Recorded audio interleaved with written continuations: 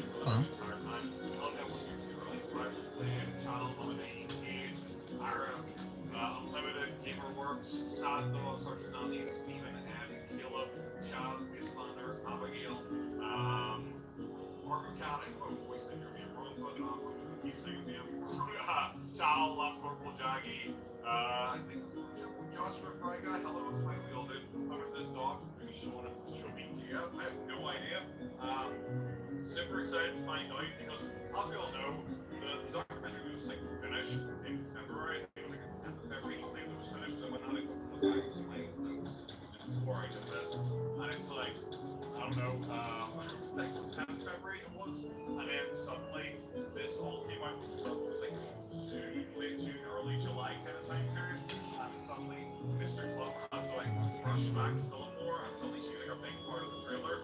Kind of weird, especially when, you know, it's only 55 minutes long. I also thought this was going to be like a hour and a half, 2 hour long documentary with how much. É esse? Acho que é. Entre agora no mundo brinco da Leroy Merlin. É a festa da bricolagem com super preços pra você. É a maior variedade de produtos pra sua casa. Compre na loja. Bookie 2988 is the most frustrating of all the folk house. With every beneficial thing he does, there are 10 more that bring him down. Continuing where the previous video left off, he has shown Fando every situation he's been in poorly. Unlike his contemporaries, he's intelligent enough to understand his mistake and explain it back to his critics, but always lacks the will to apply what he learned from them, and has shown to repeat his mistakes ad nauseum, exemplified by what he's been doing in the last 4 years, such as constantly speaking to the trolls. I completely lost my mind for a while. I'm saying now, Disregarding his firearm in the air, Therese hero harasser, his continued poor diet habits, becoming rich through cryptocurrency, wanting as well, and losing it all. His near monthly epiphanies, purposely inciting controversy by exposing his love interest, whatever this is. And there was no mountain dew. And most importantly, deflecting criticism by his self-appreciation and not an understanding or willingness to change. He constantly asked for advice, but in not taking it, and insults all those that wasted the time getting it. It is at the point that examining the story brings not just frustration to his actions, but a frustration in oneself to want to give up on a person entirely. The cycle of self-destruction, so infectious, it was made clear that you wanted part two, and here it is. God. In a microphone in the first To quickly recap who Boogie 2988 was and how he got here, we'll have to understand what Boogie represented. As he claims, he was a person that was deeply down on their luck when born to two abusive parents that nurtured his unhealthy habits, such as overeating, and led to a very difficult life, even beyond their household. While he was very open about the difficulty he faced through his first 30 or so years of life, like isolating himself by delving into things related to website operation.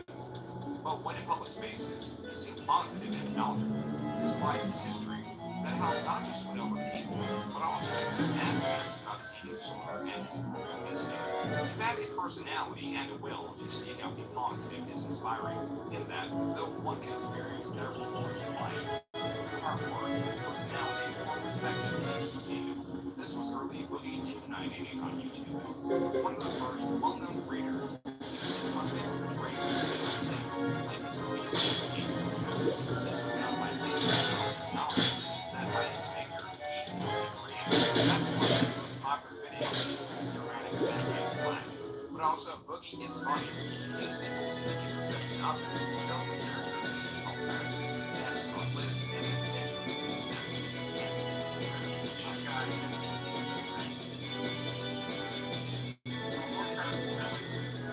better yet, he also belongs as more and more people are interested in.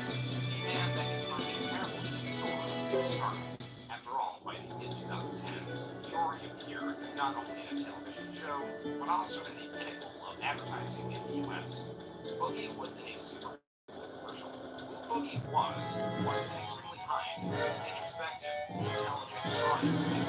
His words held more weight because of what he could accomplish. For YouTube, he was able to purchase a house. He got married.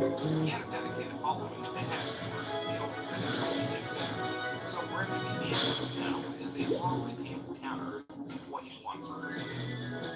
This may have started with his painless surgery and following the was he fell into being hypersensitive and kept it towards A cidade vai tudo, o restaurante, sua casa, precisa ter e acordar trabalho.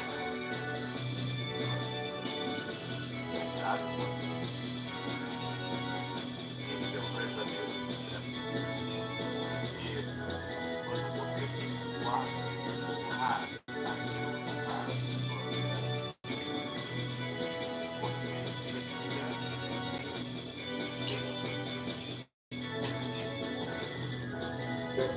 então muitas bênçãos estão ligadas à maneira como nós decidimos honrar. Essa é a primeira receita para o sucesso.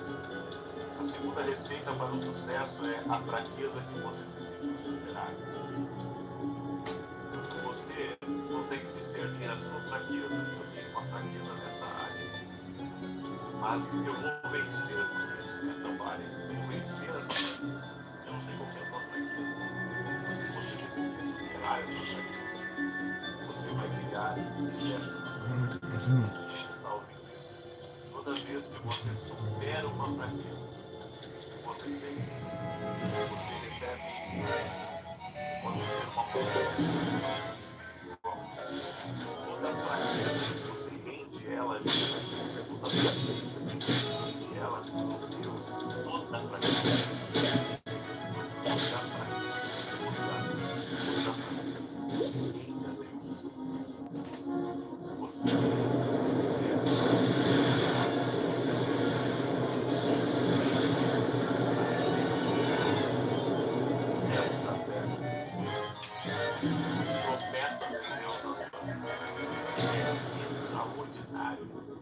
Extraordinário que pode vir para a nossa vida. Você vai atrair para a sua vida. Você vai atrair para a sua vida coisas grandes, coisas poderosas. E terceira receita do sucesso, a terceira decisão que cria sucesso é a voz que você decide.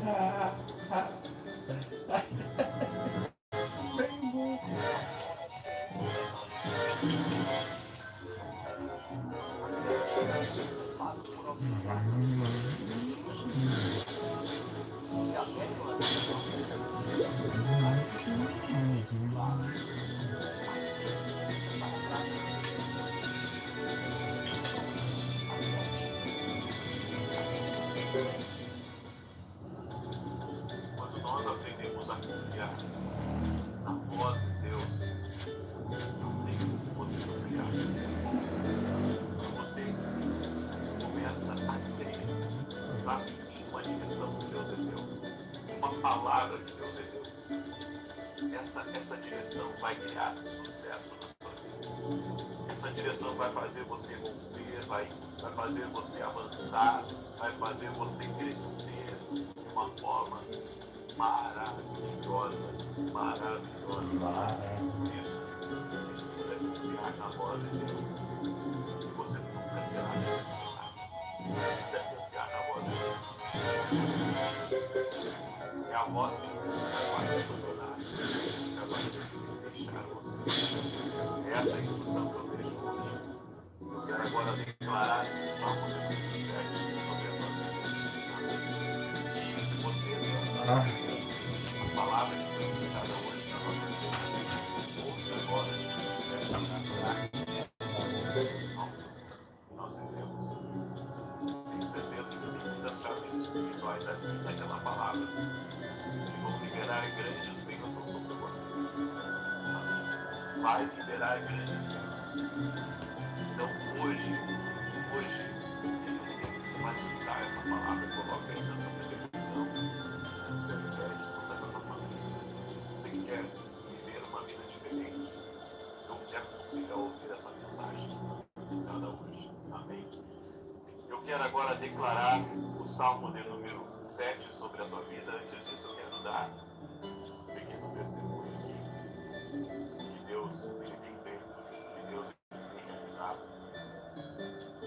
Me chamo Letícia. Quarta-feira fui buscar a minha filha de 5 anos na escola. Na saída caímos de moto.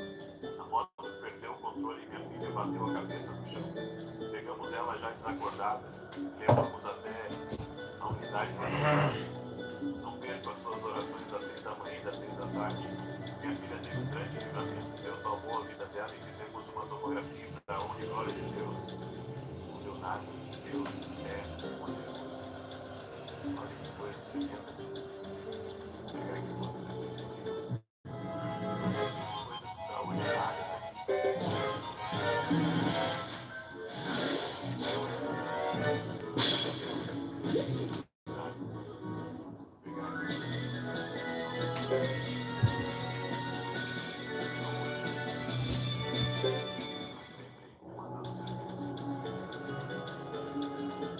Jéssica Barros, uma sequência que meu pai teve um AVC, logo com sequelas, a palavra que dava, estava por som. Comecei a acompanhar o profeta em 15 meses, meu pai apresentou melhores sintomas. Os médicos diziam que ia ficar com a sonda gasta, que é o resto da sonda foi retirada. Falando as palavras que você eu voltei aos braços do pai. Glória a Deus. Deus é maravilhoso. É exatamente isso que essa música falou. Deus é poderoso para realizar o impossível. Muitas vezes você recebe uma decisão de algum profissional que é dita a você que não tem mais jeito, que é dita a você que é irreversível. Mas Jesus Cristo tem o poder de reverter qualquer história. Também Jesus Cristo tem o poder de reverter qualquer história. Acredite nele. Coloque a sua vida. Amém. Eu também quero fazer um convite com vocês amanhã, 5 horas da manhã. Começou às 5 horas da manhã. Antes do sol nascer, nós vamos começar a nossa formação. Vão ser 5 dias, sempre às 5 horas da manhã. declarar um evento profético, uma unção profética que vai estar sendo liberada. Eu convido você a estar junto conosco. Vai ser algo sobrenatural, vai ser incrível que Deus vai fazer nesse ano. Você pode se inscrever, as pessoas vão até a meia-noite de hoje. Não perca essa oportunidade. Ainda mais se Deus colocou no seu coração de participar desse evento profético sobrenatural. Com certeza que há algo de Deus liberado para você aqui. Você não tem que ver. Você pode fazer na sua vida. Se Deus colocou no seu coração, você tem inquietação. Então, vai dizer. Pode se tornar dela. Ou através do link que está aqui na descrição aberta. Para você se inscrever depois da meia-noite de amanhã. Já começa o evento às 5 horas da manhã. Ok? Vai dar um convite aí.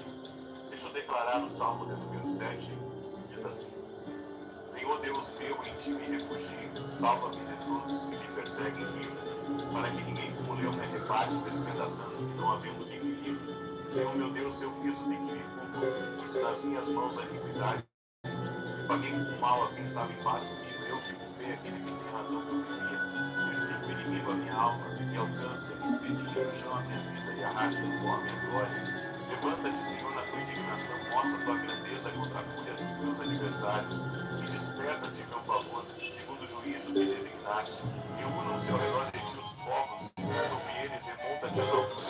O Senhor julga os povos, julga-me segundo a e segundo a integridade de mim. Essa é a malícia dos ímpios, mas estabelece todos, pois são das a mente e o coração justo. Deus é justo. Ele salva os servos de coração.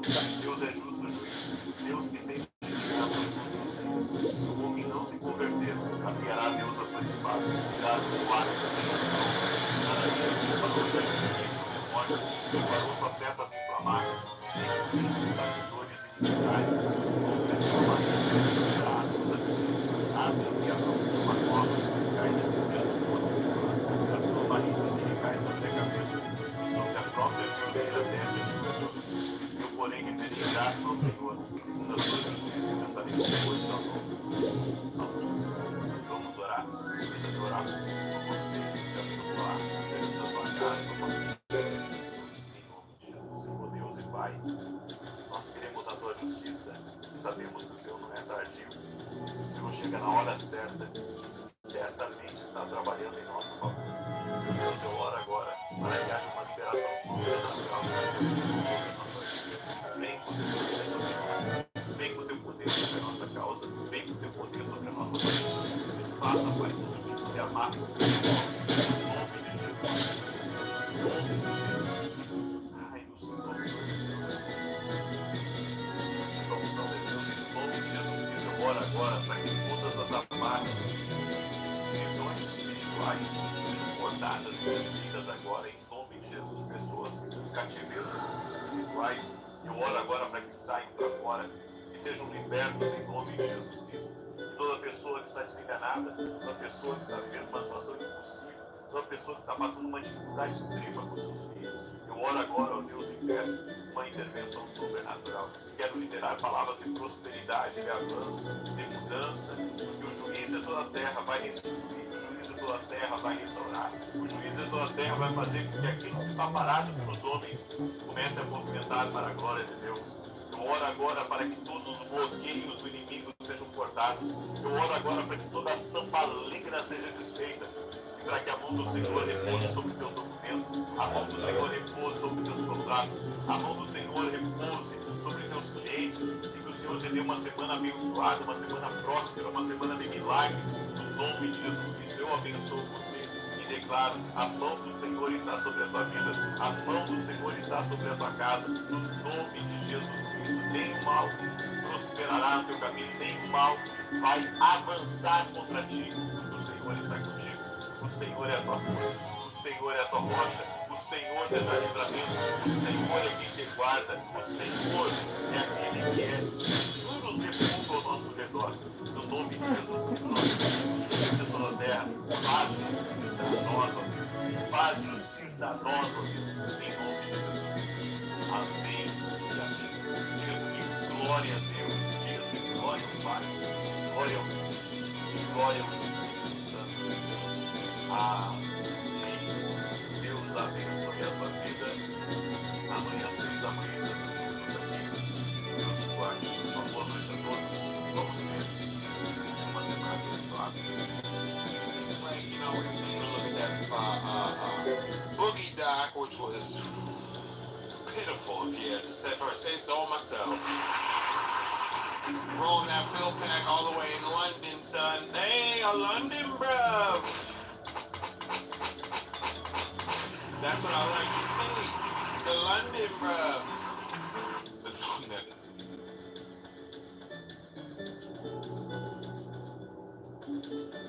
The 30, yeah, no, I love it. I love it. I mean, I just, you know, I appreciate the bull Jade showing a little love. You know, he just want to let me know it's time to stream, man. So yeah, so today my one life's good. I'm in a bit of a predicament right now because not really, but my team, Bengals, are playing. Oh, the city hates me today. Which, to be honest, I haven't watched the game or Bills game. I think I've watched one this year, so I really don't care. But I've always liked the Bengals, so I'm always going to cheer for the Bengals, you know?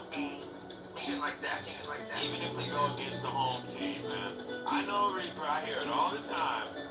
I know, that's what I'm saying, X. Like, I really don't care. Because I'm not going to watch regardless. But I'm still going to cheer for the Bengals because I've always been a Bengals fan, you know? Oh, they're upset right now. No, if you know me, you know I don't watch sports. It's not like I don't like it because I'll play it. I've never been a person that can sit there and watch sports all day. I don't know. It's just not me, you know? So today we're going to go over and we're going to talk about film today, of course. Shit like that, shit like that. It's taking a break from them. Now I think it's back. I'm looking over to my left right here, and I see that RTU is streaming right now, talking about Quantum. So I'm very curious at what's going on, because his title says that Quantum is more unhinged than ever. Now I don't know if this is new, or if this is... What? Change that to me. Oh my So I don't use it. Usually it's old things. So who knows? If anybody knows, send it to the Discord. Daddy, what's poppin'? But today, you know, I had to bring someone through today. It's a first timer, and we're definitely gonna talk about film with this certain somebody here. Just giving him a ring right now. Repsy, how we doing? Oh yeah. Repsy. First timer right here. How we doing?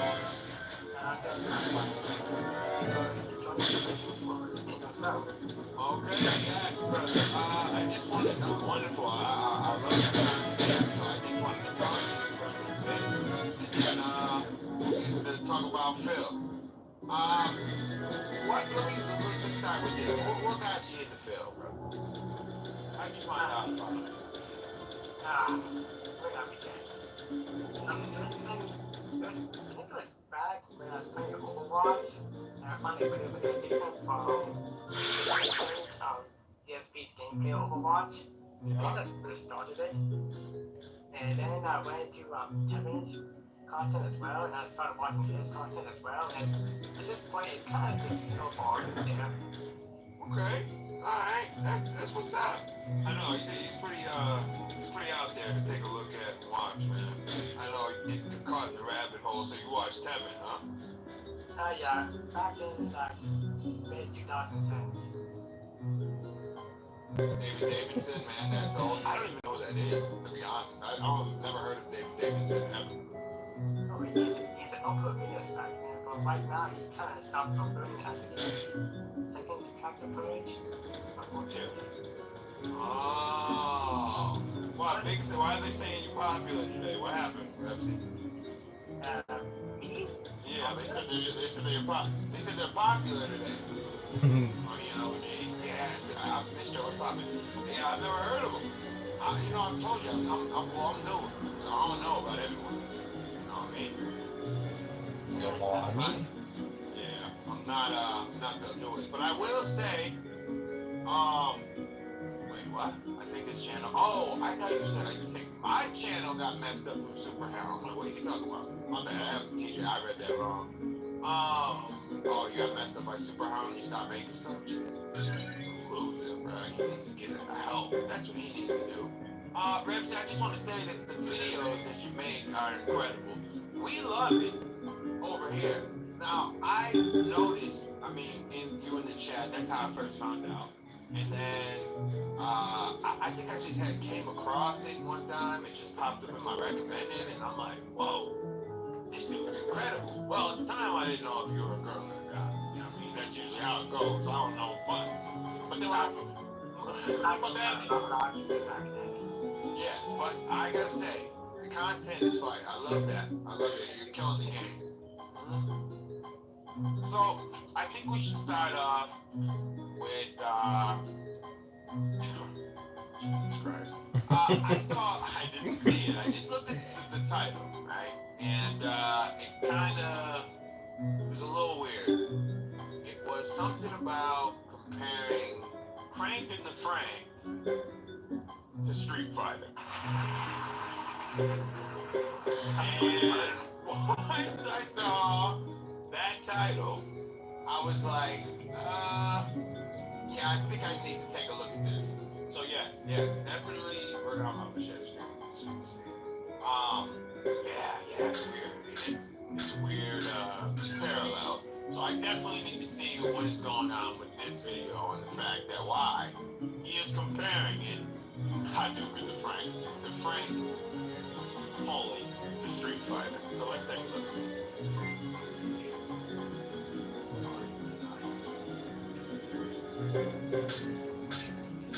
Watch a lot of pornography.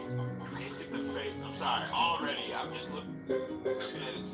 It's all twisted up. I know he reverts it, or like switches it, mirrors it, or whatever, so it looks a little bit different. But that face is very good. It's just perfect. Out, bro. Strong emotions are very pathways that in some ways can overwhelm the dopamine system. There's a lot of young guys who are getting all this arousal from watching other people do these things. And then they're in the real world scenario, and it's like, wait, you're no longer third person, because you're actually in this scene, and it's completely collapsing. Okay. It has nothing to do with Phil. I just want to say, if you are watching Prime, right, and then you are in the situation, and you are like, wait, I'm no longer third person, and you're having a meltdown? Mouthwash, buckshot, go for it. Please stop. Just need some help. That's all I gotta say. Help. Yo, this is already, I just past Phil. We aren't even talking about him yet. Just that statement that you're just like, oh yeah, what am I supposed to do in this situation? I've been watching it. Okay, brother. All right. You know, it's okay. This is an interesting line of discussion. It's why, right? We live in a world now where everything's virtual, everything's online, right? Literally everything, every experience you have in life can be done online. I just experienced this past week where my wife and I are so sick that we ordered all of our weekly groceries and things online. We've done that before, but it's possible that you can literally just everything online now. Brother, you've been ordering your food online for eons. What are you talking about, sir? Oh, you know, good. You never stop.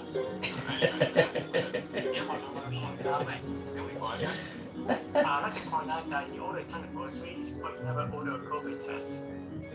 Since he claims that it is COVID. Yeah, the COVID is still, a point of contention, because he's just, I've never seen a dude identify with COVID before in my entire life. The man doesn't even know if he has it. Anyway, what's poppin'? Doesn't even know if he has it, but he's just assuming, and he's living life like it. That is a different type of humor. Way different type of humor. We talked about all the last decade situation. We got a guy in Japan that he married like an AI avatar or something crazy like that, right?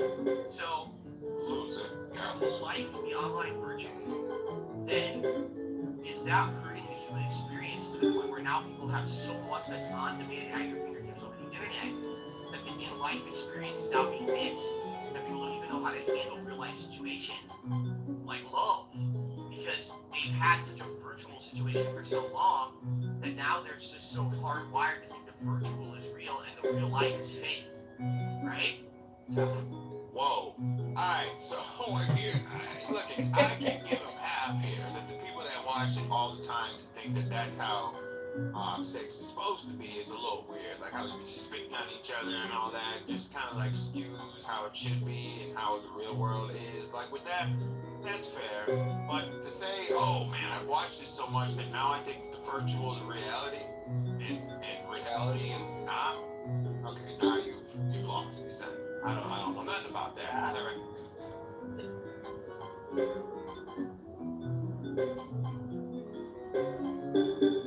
Yeah, I'm lost as well. Careful anytime we are overwhelmed, powerful, increasing intensity. That's concerning. True. It is also true. I was literally just gonna say that. That's extremely true for violence. And as you watch more violent content as you get older, you get desensitized to violence. And it can be the same thing for everything for sexual content, violent content. Okay, I don't believe that. I know people say that, but I don't believe that. I've played Call of Duty my whole life. If I see someone get their head blown off in front of me, that's not just gonna be like, oh, I played Call of Duty, so it's nothing. I mean, when I was like 7, I played StarCraft, which is a RTS game, which is very violent, especially the cutscenes. Yeah. I was 7 or 8 when I played that game, and that hasn't affected me at all. Yeah, right. Addiction to porn has to be the most pathetic addiction, if for sure. I'm with you on that one. But like, I just don't subscribe to that. I mean, maybe seeing a death scene on Twitter might be like not as shocking as seeing something when you were younger. That could be the case, but that's still online. You're trying to blur this man's talking about blurring the reality of online and real life. And I'm telling you, if you see someone get his head knocked off in front of you, you're gonna feel some type of way. Let's stop. You are not desensitized to real violence unless you're. Yeah, that's what I just said. Are you answering Phil? Or are you talking to me? Because that's I'm talking to you. No, I'm talking about Matt in the chat. That's unless you're just answering Phil. I'm great at boxing names, but I don't want to get the. Yeah, okay, all right. I thought you were like contesting my point by saying it again. My bad. We're on the same wavelength, dog. Me and you, Matt. Me and you. Any kind of content, the more extreme you see, That's so watching horror movies is the same as the Gaza footage. a rush of, oh my god, look at the extreme, goes away, and it becomes more desensitized to everything. A lot of people You're the nigga for 5 player. Oh man, the beats could be on stream. Wait for a while, okay, bro. Video games being connected to real life has already been destroyed many times. Very politics, trying to play a final video. Oh yeah, it's never gonna work. They'll get rid of the games, but the movies are just fine. I'll never understand that. I will never understand that argument. That's why I don't even subscribe to those people. Oh, we need to get this out of here. Okay, then let's get the movies out of here then. Because that seems more damaging than the video games since it's real people doing it, just acting. So,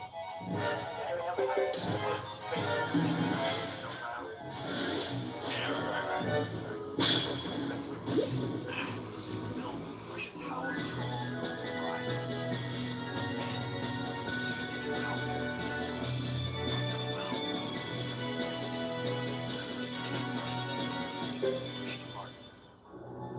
It's actually quite true.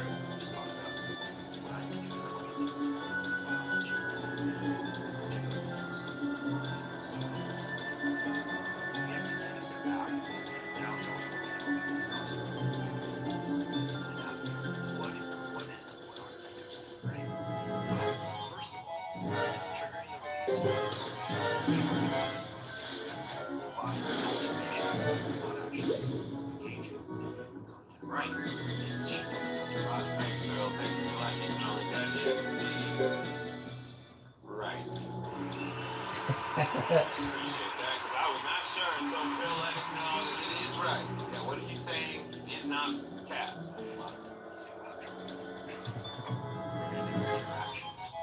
That's right. Now exactly. You're just gonna say, wow.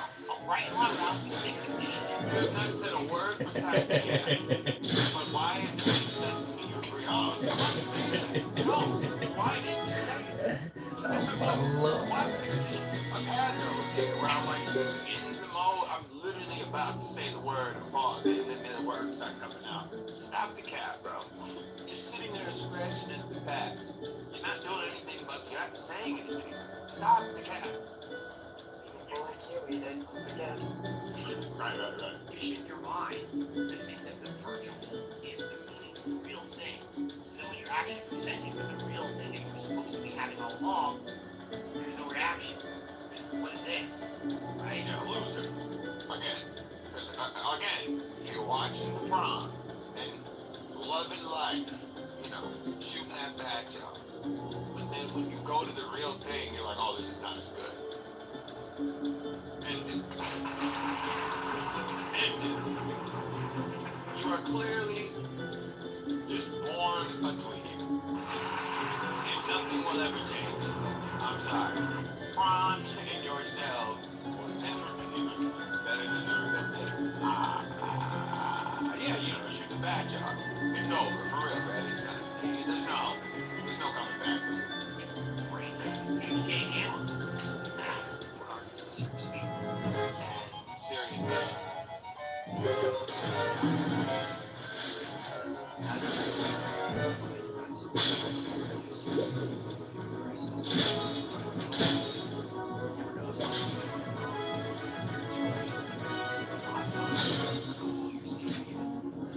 Never had that feeling. Never scroll any app. Oh, this is great. It's cool. So much fun. No. I'm just going through the worst time wasted. That's all I do. Twitter. I don't even go on Instagram, so I don't know how that could ever be fun. If you're having fun doing it, then you're going to go outside and touch a little piece of grass. Shit, I can't listen to these people that you see. I just scroll through Twitter to kick it with y'all and talk here and there. I don't even be on that app like that. Like tweeting and all that all day long, it's just never been me. When I was younger though, like when Facebook and like MySpace was popping, then I was on there a lot. But after that, I ain't doing none of that. But yeah, so no, I've never had that feeling. I don't know about you, Repsy. I don't know if you scroll through Twitter and you just have this blast. Like I don't want to do nothing else in life but this. I don't know. I do have a Twitter, and I browse it time to time, and we do some stuff that I don't really like, but I don't get the this was 46 and people talking about it. The same thing with Instagram. Sometimes I post some kind of art or some other photographies and photos and such, but never got that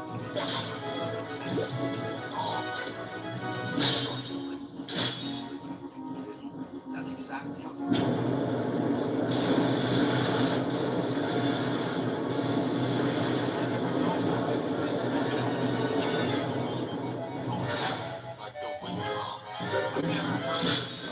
I've heard of people being addicted to this stuff. Having a withdrawal in the shakes and you're throwing up because you haven't cranked the brain. What? I don't like comparing those things. I don't like that. Imagine this high this joke,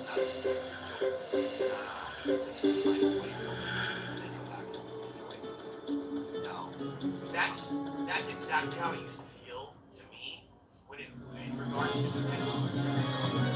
Like times when I absolutely loved playing Street Fighter. I got that rush and competition, accomplishment, match. But if I play too much, I get burned out. It matter how much I played, how much I traveled, how well I did, what to do. I didn't get that level.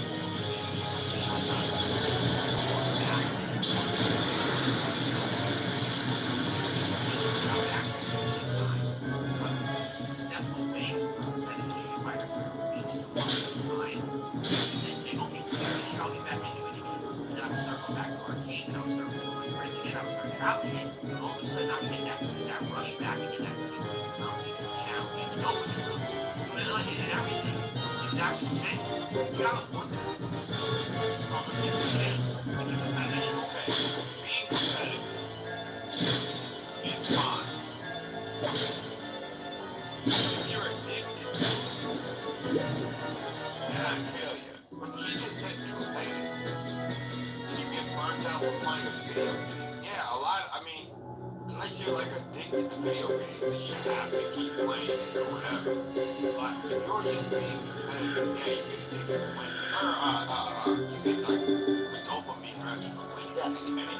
I mean, I could tug of war and you win. It's just the act of winning is where that dopamine is. But comparing this to an actual addiction is insane. What he should have done was this was a perfect time to just come out and admit the gotcha game addiction.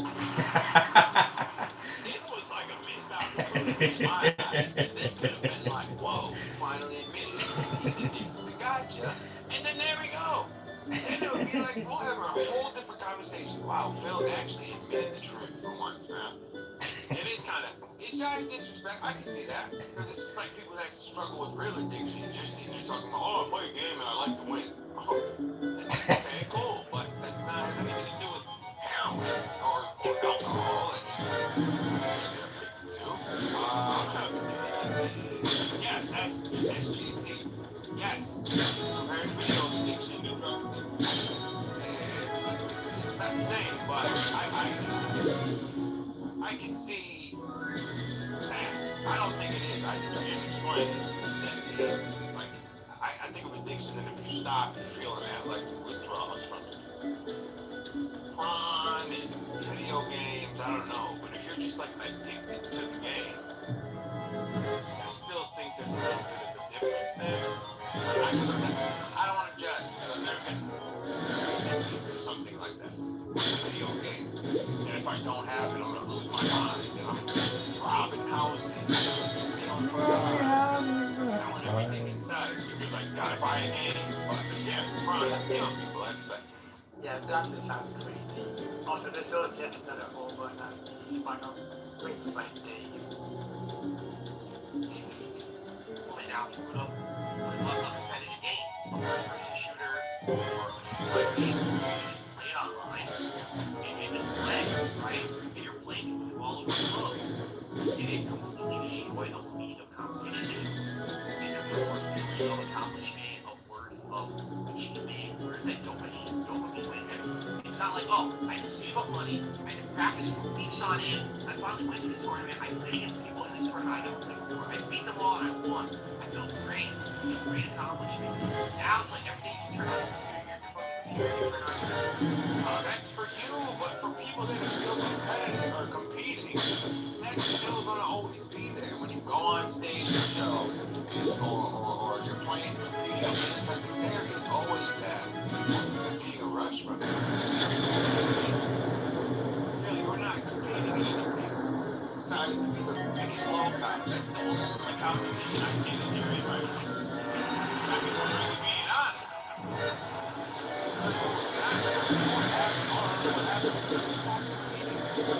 It's gone now. All you do is turn it on and bang. Like, that's all you gotta do. Yeah, I would assume so.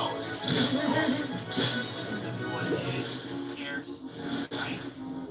When everything became instinct, when everything became instinct,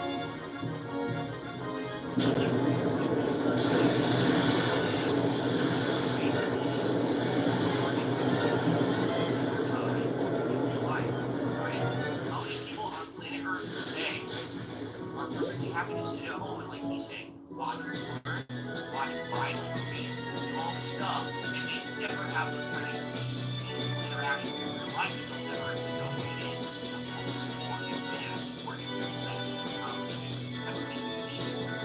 Missing the plot. He's not talking about the addiction. He's talking about being competitive. The man you're watching is talking about how porn can be addictive and it's not good. And he's talking about competition. Stop talking to this one of my eyes. And now he's going to criticize what he's been doing for years. don't leave the house. Do you order anything? Just we're talking about how you had mountains of styrofoam in your garage. So much so you couldn't replace a light. Don't leave the house. Well, we're not. Oh, you're not? Where you at? When we're watching. Talking about two different things right now. Eu tô podendo agora de ficar 7 meses At all. alegre. At all. Desde 2020. How can you feel when they act channel when you Shit like that, shit like that.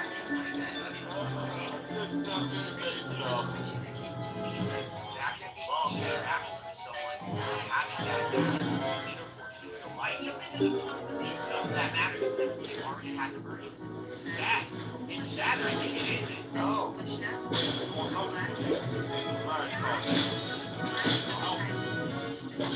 Normal people can watch it and be like, I still want the real thing.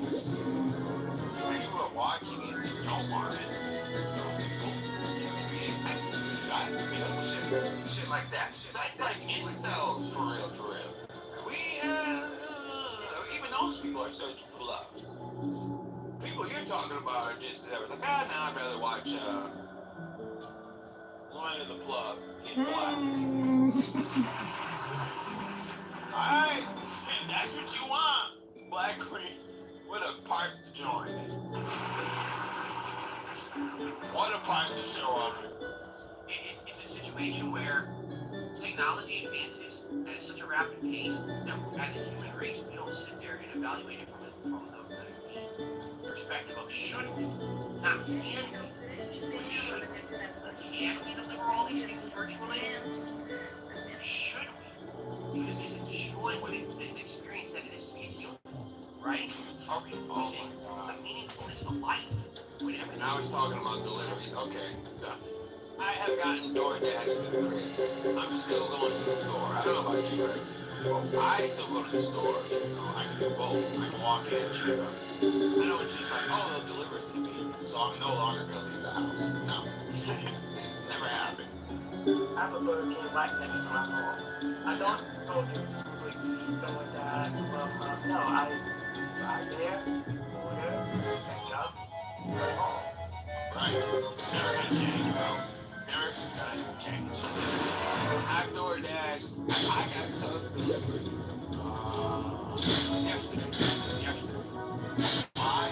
Well, all I could have just, it was, you know, it was like a 5-minute drive. It's nothing too crazy. But for me, when I'm in the middle of something, cleaning, I got 3 kids, I gotta pack them up, go get them, go into the store, come back out, and I want to get stuff done, and it's late in the day, we'll just get it. You know what, we'll just order it, whatever. And we have plans. That's not an all-day thing. Most of the time, we're just going to the store, we're gonna go and pick it up. Like, but I have to reiterate, we are not talking about delivery services, and I don't know why he's bringing this up as a point. When we're talking about addiction. What if the picture of give up pornography in the first place? Hello? I think he might have COVID brain, man. Maybe something is scrambled up in his head. Maybe something is shocking the system in him. But well, the alleged COVID. We really don't know what it is. Don't touch my no-nos. One and Aussie $2.99. Miami free. We're all still in there. It's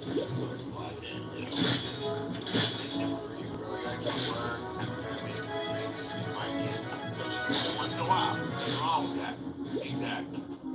That's how I feel about it. I don't like it. There's gotta be so much extra. Right? Something that's 20 is now 45. But wait a minute. Whoa. Yeah, right. Yes. And delivery porn DVDs is like the epitome. You've lost it. If you're getting those delivered when you have online, that is, you're sick. Is online worship? Where is the dopamine? Where is the earning something that's a reward that can take it out? It's an instant, it's virtual, it's right now. How do you do to your life?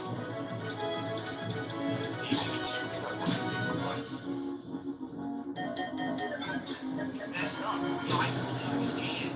Because I don't want something to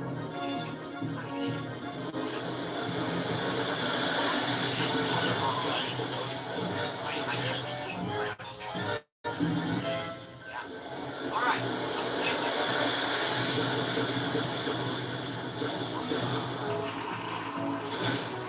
Hey, I'm not doing that. I'm saying feelings. Like my beard. Oh, here you go. My bad. Don't fold. I just forget. Oh. Actually, you know what? I'm a high out. I just dislike the fold. Like things. Don't like it. Shit like that. Shit like that. Alright, so Phil, with a very Phillish way, just entire reaction and missed the important parts and didn't even give an insightful statement or react to what he was watching. Boy, oh boy. Shit like that. Shit like that. That was a roller coaster. That was crazy. Rule 1, never take advice from Phil.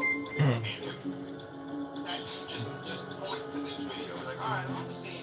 This is because he's always talking about how he wants intelligent people, intelligent thought, and meaningful, right? Everything is so meaningful. Then he better have a meaningful response. No, Shit like that. Shit like that. we're talking. What's that? They're curated. Oh, you're definitely curious. We're talking about porn addiction and how it can be damaging the youth and skew how real sex is compared to porn. And this dude's like, yeah, but you know, when I play Street Fighter, it's competitive, and then I don't have that anymore. But yeah, like delivery services, like you go outside anymore when you have that. What? Where are we? What are you saying? What? I don't talk about this.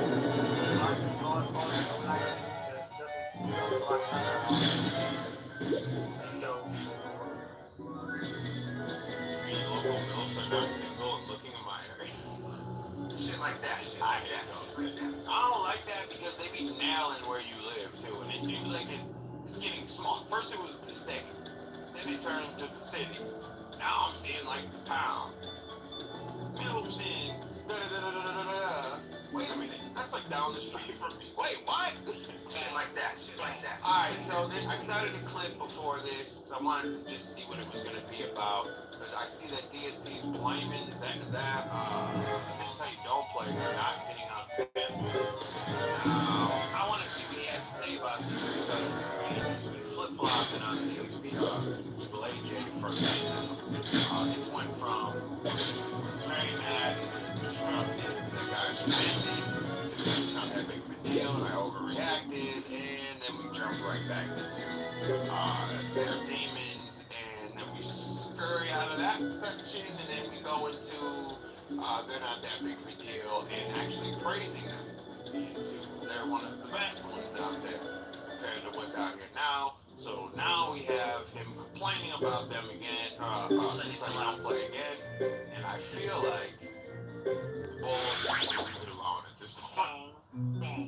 Well, one of the reasons why I don't play Florida in the first place is all because Evil AJ criticized Phil. Phil blocked him and talked shit to him. Then Evil AJ made a whole video about it, and then Phil got mad again because don't play with me. He told him that he needs help and he needs when the right clothes to take him away. Yeah. So really, it's all his fault to begin with. Yeah, it's all side of him. Because Evil AJ is going to hold this grudge for the block, and I'm with it.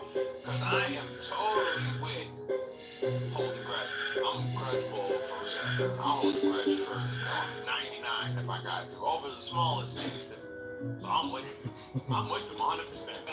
Shit, like one of my friends, I think I told you the story before, but I'm going to tell it again. One of my boys from a long time ago, we were walking, and I was pushing my kid in the stroller, and I pushed it in front of him, and I just, my first daughter, and he ignored me and walked right past me. I've not spoken to him again. That was 11 years ago. I haven't talked to him again. Never again. I am the grudge god. Mm. Yeah, right. That little thing. He's tried to talk to me for years now. Even when our boy, Felipe, I will never talk to him again. Even when our boy's mother died, he was like, yo man, I want to be back in town. You want to meet up at the funeral or whatever? And nope, ignored him. Wouldn't even do that. Shit like that. I'm a grudge holder, man. I'm sorry. And especially that was that. So think about what if someone did something real serious. Hang it out. I don't even know your name. You can see all the dead maps these days. I mean, it's a 11 years and counting, Lux. That's a fact. There's still many more to come. it's a mod of Half-Life, correct? You know, Half-Life had so many mods. That were popular over the years for various different reasons. And yeah, I would say if this was a huge popular modding thing at one point, and basically then all of a sudden it fell out of popularity, no one uses it anymore. It's just a bunch of dead content. I can see why that's creepy. But I don't understand what's so scary about what he just said. That doesn't make sense. The only time I know this is gonna be stupid because this is really the only thing I can add to it because I never read Gary's mod. So here's my my one interaction with Gary's mod. Ready for this? Run it at 125. Alright. This will end the show for the week. So over a decade ago, I was a popular YouTuber, very popular YouTuber, and I was kind of a hot commodity for a while, where people liked my content. They wanted to have me at conventions and shows. They wanted to interview me because I was one of the biggest YouTubers at the time. Everyone had the first idea on YouTube, and They still do. at one point I started attending gaming conventions. Then I attended MagFest. I attended too many games. I attended New York Comic Con. I attended a bunch. And some of these conventions I had panels for. Comic-Con. And basically, one year I went to this MagFest, and this was at the height of my popularity. I started on YouTube, like I was pretty popular, and I ended up being so popular they allowed me to have a panel for my fans. They allowed me to have a vendor place in the vendor area where I could sell. Is that the one where I saw a clip where he was at the panel and then he told him it's okay to clap or you should clap for that or something like that? Because I saw something like that. He was saying, I think you had it in the video, Ramsey, if I'm not mistaken. I thought you had a clip of him at a panel and then he's like, you can clap now. Or something like that. He said something snarky. Maybe it wasn't you. Maybe it wasn't you. I thought it was yours that I saw that. I saw, or please clap. Yes. No, it's I forgot he said something like that. It could have been a video. I'm not sure. was it the same convention where he's mentioning trolls, but John Rambo pretty much stopped him from saying it? Oh, I'm not sure. I'm not sure. You would have to ask someone more deep into the old life. Maybe Alt can help me out with that one. Alt knows all. It was Boogie. Oh man, I'm all over the place. They're starting to blend. Like merchandising. They're starting to blend on me, fellas. Related to my content and things like that. And it was very successful. Like our panel was packed to the brim with attendees. It was full. The room was full of fans of mine and John Rambo and all of our friends and content. Rooms are full. He said he packed out like a stadium of people. Couldn't wait to see him. I'm almost positive you still go watch the panel every time. You know, this was over 10 years ago. This is when we were advertising Project 7 and stuff, right? So, fast forward to a year later. Now again, my panel had been packed, sold out. You know, you're talking hundreds of people attending Magfest. Hundreds of people. Wait a minute. Yes, like the intention of attending the panel, like they made a lot of money. Hold on. MagFest. Whenever there's a festival, right? There's a bunch of different panels going on. So there's just gonna be a bunch of people.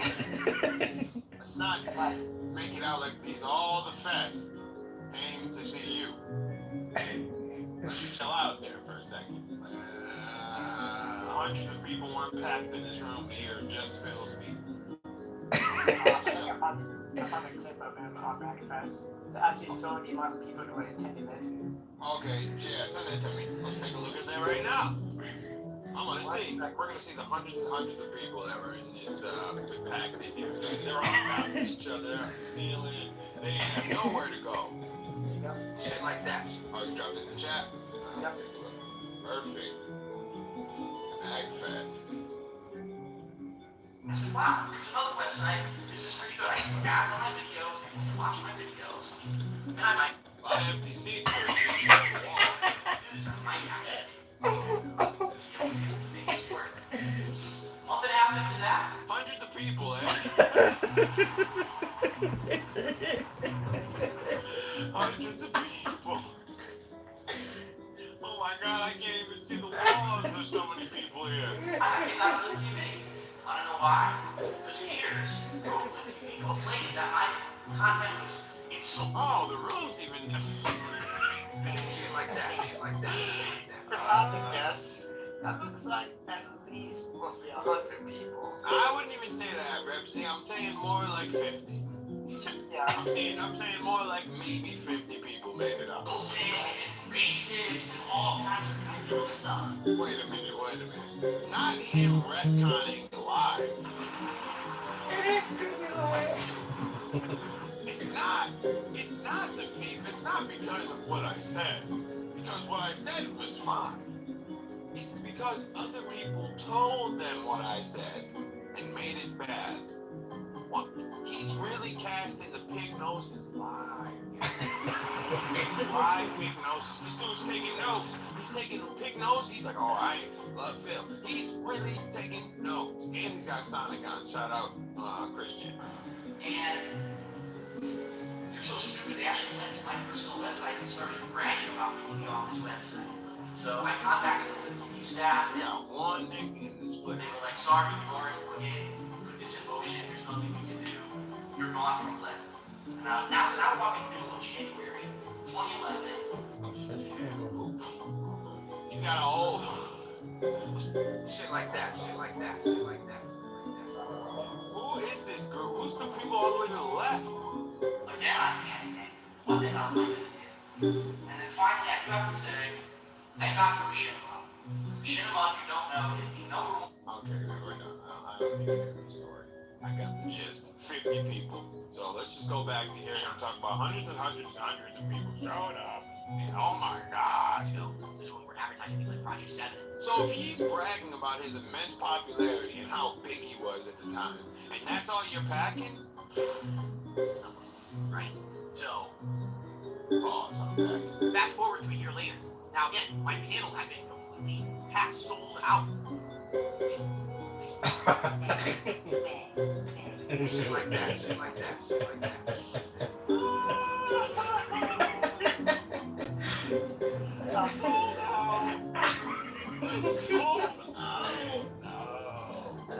How can you sell out something with mad chairs empty, sir?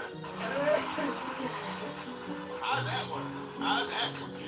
You know, you're talking hundreds of people attended MagFest. The intention of attending the panel, like they got to pay a lot of money on this and everything, right? Stop.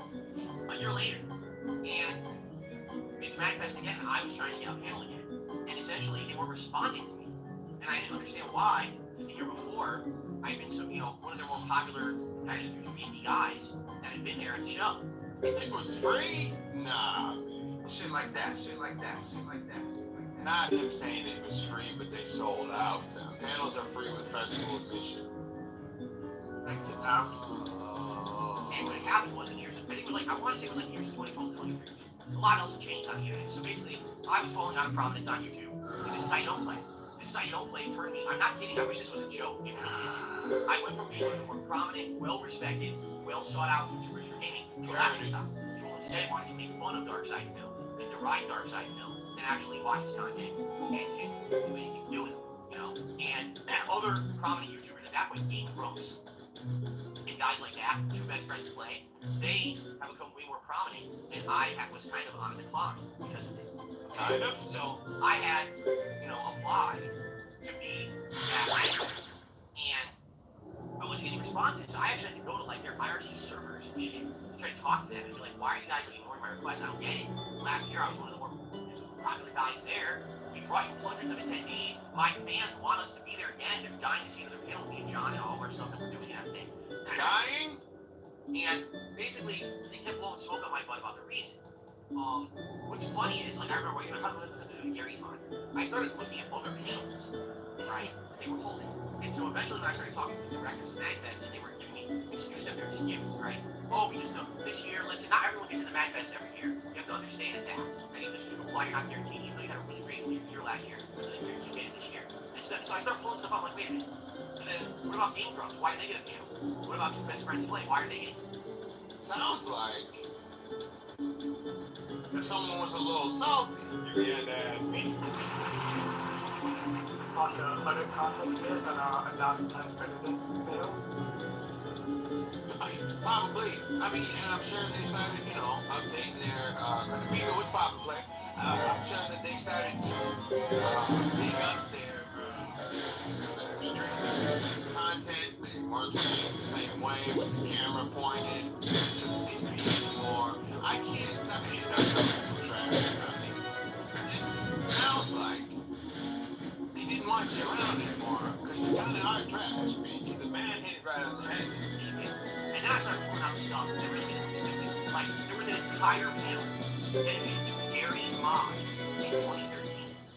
2013. This wasn't the prominent time for Gary's mom. It was quite not popular. This was years and years and years later. After it wasn't popular anymore. What it is the directors of MagFest were basically a little boys club. And at the time, were seen as something prominent and friendly with the staff, where they liked you and your content. They would have you at the event. That's only you were now no longer prominent. Now, Yeah, that's it. well, even if the track record of history with them, where This guy's an idiot.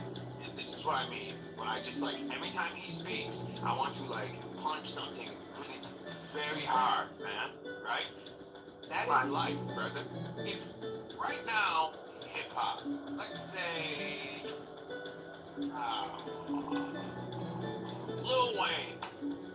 I mean, it's not really that far. Doesn't matter. Lil Wayne could perform. Or you're gonna get the underground Mr. Underground. Now, before, Mr. Underground was like a big deal. But then he like faded a little bit. And now you have a person that's like Lil Wayne. Are you gonna go back to the dude that's faded? Or you're gonna go to the popular guy? That's for everything. You always go to the next hot thing. That has been like, just because they had you in there at one point when you were popping, doesn't mean you're always gonna have that pop. You don't want you anymore. You're yesterday. This is everything.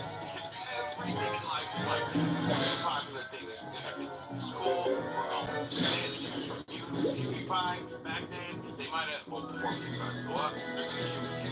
Now PewDiePie's the range. You think, what do you think they're gonna go right back to you? Well, we had you here before, so I guess you could just keep coming up. No, I'm going to him. Why would I keep going to the person that's lesser? At the end of the day, it's a business, a real business, not this fake sit in your room with Zelda the jailer pants room that you know ain't hitting no type of water. Filthy bull. We know. Don't understand how life actually works, okay? This has been going on for years. Popular, putting you to punch. You're getting the water. Go, leave. on the business and everything, we didn't care. So basically what had happened was the year before, alright, these guys who made that like my birthday, but in that year that the site opened, it was popular. Basically, they saw me as laughing stock. And because of that, they thought anything is better than Dark Side 2. I'm serious. So I went in and paid like 2 or 3 straight weeks and bugging them about it. And eventually they were like, oh, I'll be there at like 4 in the morning. I'm not kidding. Damn, you know, so, I mean, you know, I'm not gonna waste my time on you. They didn't give it to you just because. They probably gave it to you for you to shut your mouth about it. 2 weeks, so almost a whole month. Nice of these people to have you up there. And then they're like, alright, fine, we'll give you this $3. I'm smart. Only for the podcast rejected it. Wasting his own time again. Right. Dog. You should have got the hint the first 19 times they said no. No, alright, I deserve it. And then you start throwing other people into the mix. Well, what about him? Why are you having him? Dog, they can put a panel with stick figures and Blank from Ed, Ed and Eddie up there if they feel like it. explain to you why they want these things. They said no. It should have been the discussion. You didn't want to. It seems like Phil was the last to find out how popular. He's arguing for how popular he is. You know how cringe that's gotta be? It's not like a young kid. Like King Paul back no. This is a 28, 9-year-old man doing this. 30 years old doing this. Plank is fine. Don't sleep on Plank. Plank's my dog. Me and Plank go way back like 50 cabs, you know what I mean? And you know, it's very disrespectful. You know, that I Plank brought the draw. before and I saw how it was now. And again, they had no effect. I go to a Plank.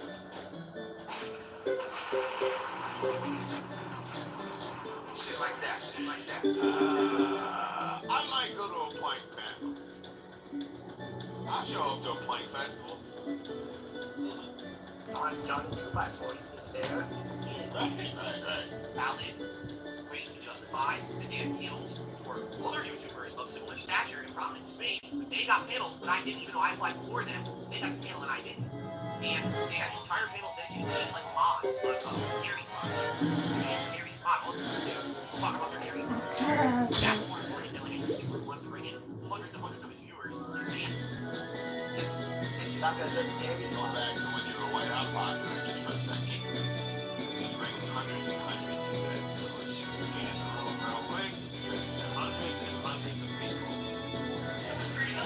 I don't know why they wouldn't want me there anymore. I packed the building. Wall to wall, he said.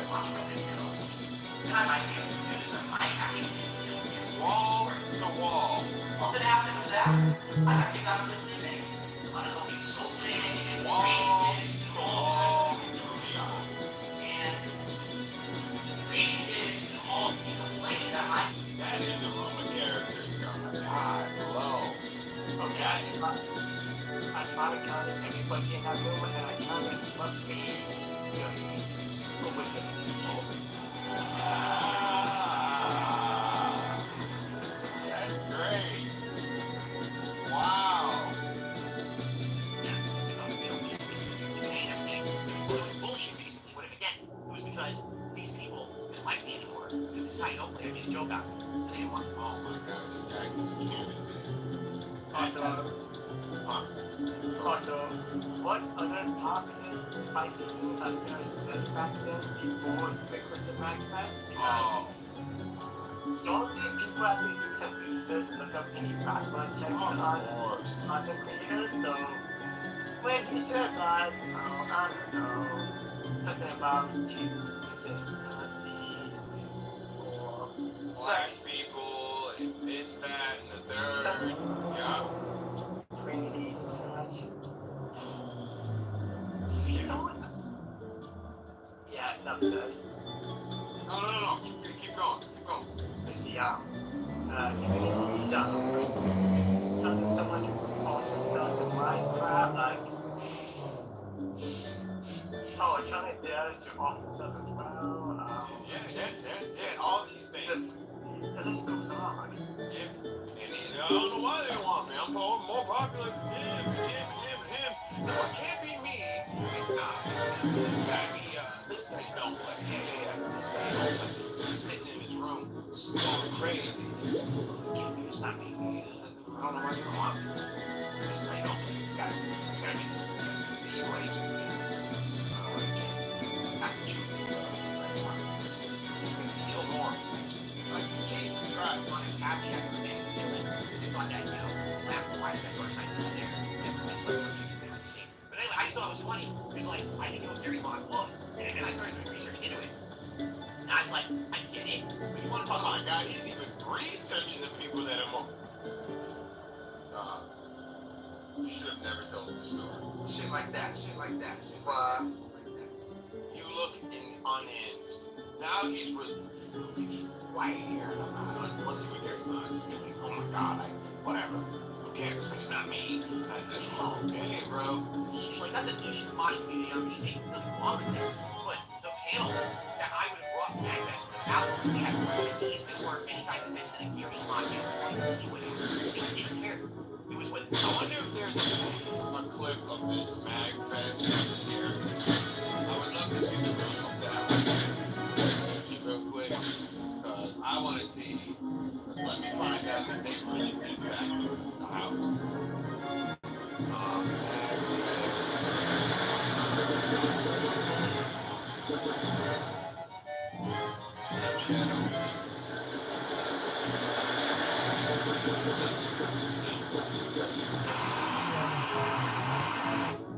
January 3rd.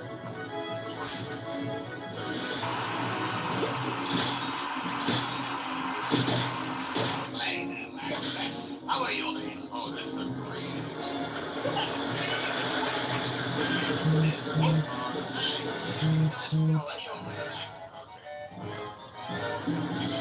That's not gonna happen. They like picking ropes that year. They like his best friend Tulane. They like giving his sponsor. They like his revenge. They didn't give a shit about me and John or any of our fans or anything like that. They told Don they never did anything.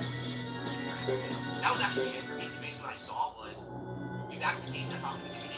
And that's just going to continue. So why even bother trying to get into the riches and things in the future if that's what's going to happen?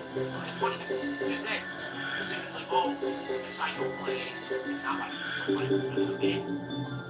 Did you find the footage of his panel next to AVGN where no one showed up for him and fanned up? That's gotta be good. That was the beginning. That pulled the side off. But even if it wasn't intended to be malicious or destroy a career or anything like that, that's literally exactly what it did. It was 100% what destroyed my reputation. Instead of people laughing at me, or excuse me, instead of people laughing with me, they were not laughing at me. It was more fun to deride Phil, to make him embarrass Phil, and make him look stupid or old or bad than to actually enjoy his content. And that really was the flip for me, was that I all of a sudden within 1 year, I went from Mr. Prominent to no one is seeking you for anything. You can't be your game, you can't like a fucking game convention, nothing. Like what? That was just crazy. So, yeah, but anyway, that's the association. I really love Gary's mom. I just figured I'd bring a little bit of personal spin to it. Yeah. Alright. Well, ladies and gentlemen, I thank you all for watching this Next week, though with horror, we move on to the holiday season. I'm excited to see what people are going to watch with regards to Thanksgiving and Black Friday and shopping and all this kind of stuff. Wow. This was such a bad time. Like, he had a bad reaction. We had to have our own say something. This was a bad reaction. You missed the plot. Run. You were sitting here admitting you were crying over that panel and being invited to it. And now, you say horror like that again. I hate when he says horror again. I'm sorry because this episode is so late. And that's the holiday horror episode is a week late. But next week, we're back on track. Alright, everyone, thank you so very much, everyone. I'm mad. Duty, are you still here? Because I want to know why no one uploaded that clip and Derek requested. I saw a screenshot of it and it looked the most serious nonsense I've ever seen in my entire life. It had some, I can try to find it pretty quick. Yes, if you could, because I would like to see the context, because the picture I saw was full of film. This channel, see you all next week. Peace out. Okay, guys, that is that. And I'm now going to adjourn. And Okay, let me show you the picture that I saw. Our dog, Reaper, posted a pic on the Discord of Derek's request that had. Hold on, here we go. Let me pull this up. Holy smokes, man. It's. This is all I saw, and this is what I need to know the context. Like ASAP. This is what I saw. You think I don't need to know what more? What in the world, Derek?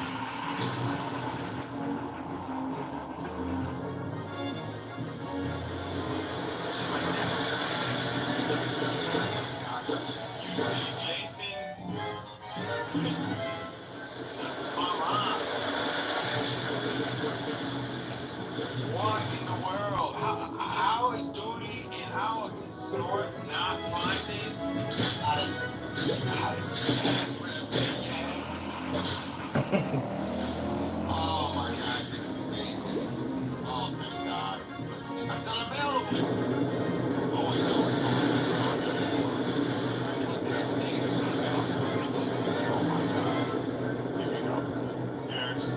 Flash.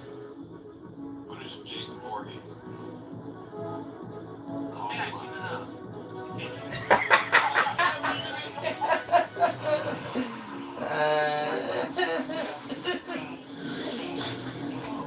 God! Aaron! What is wrong with you?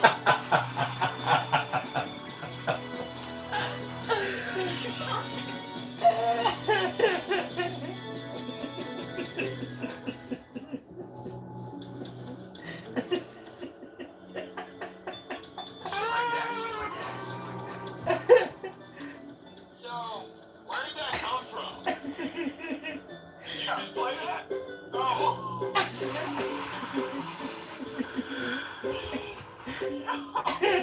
That's gotta be the I want that sound effect now. That fits so perfectly, Paul. That was great. Yo, I got alright. Oh no. No, I skipped a part.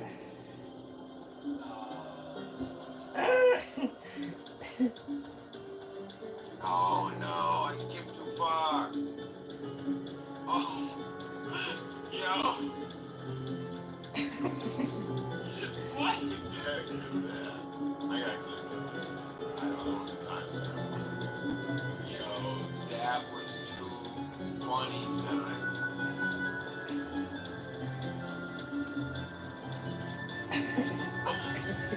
Okay, I've seen enough.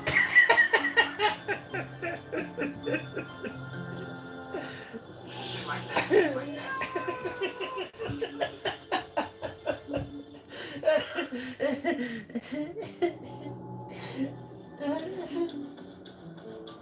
So you're not gonna address it? You're not gonna.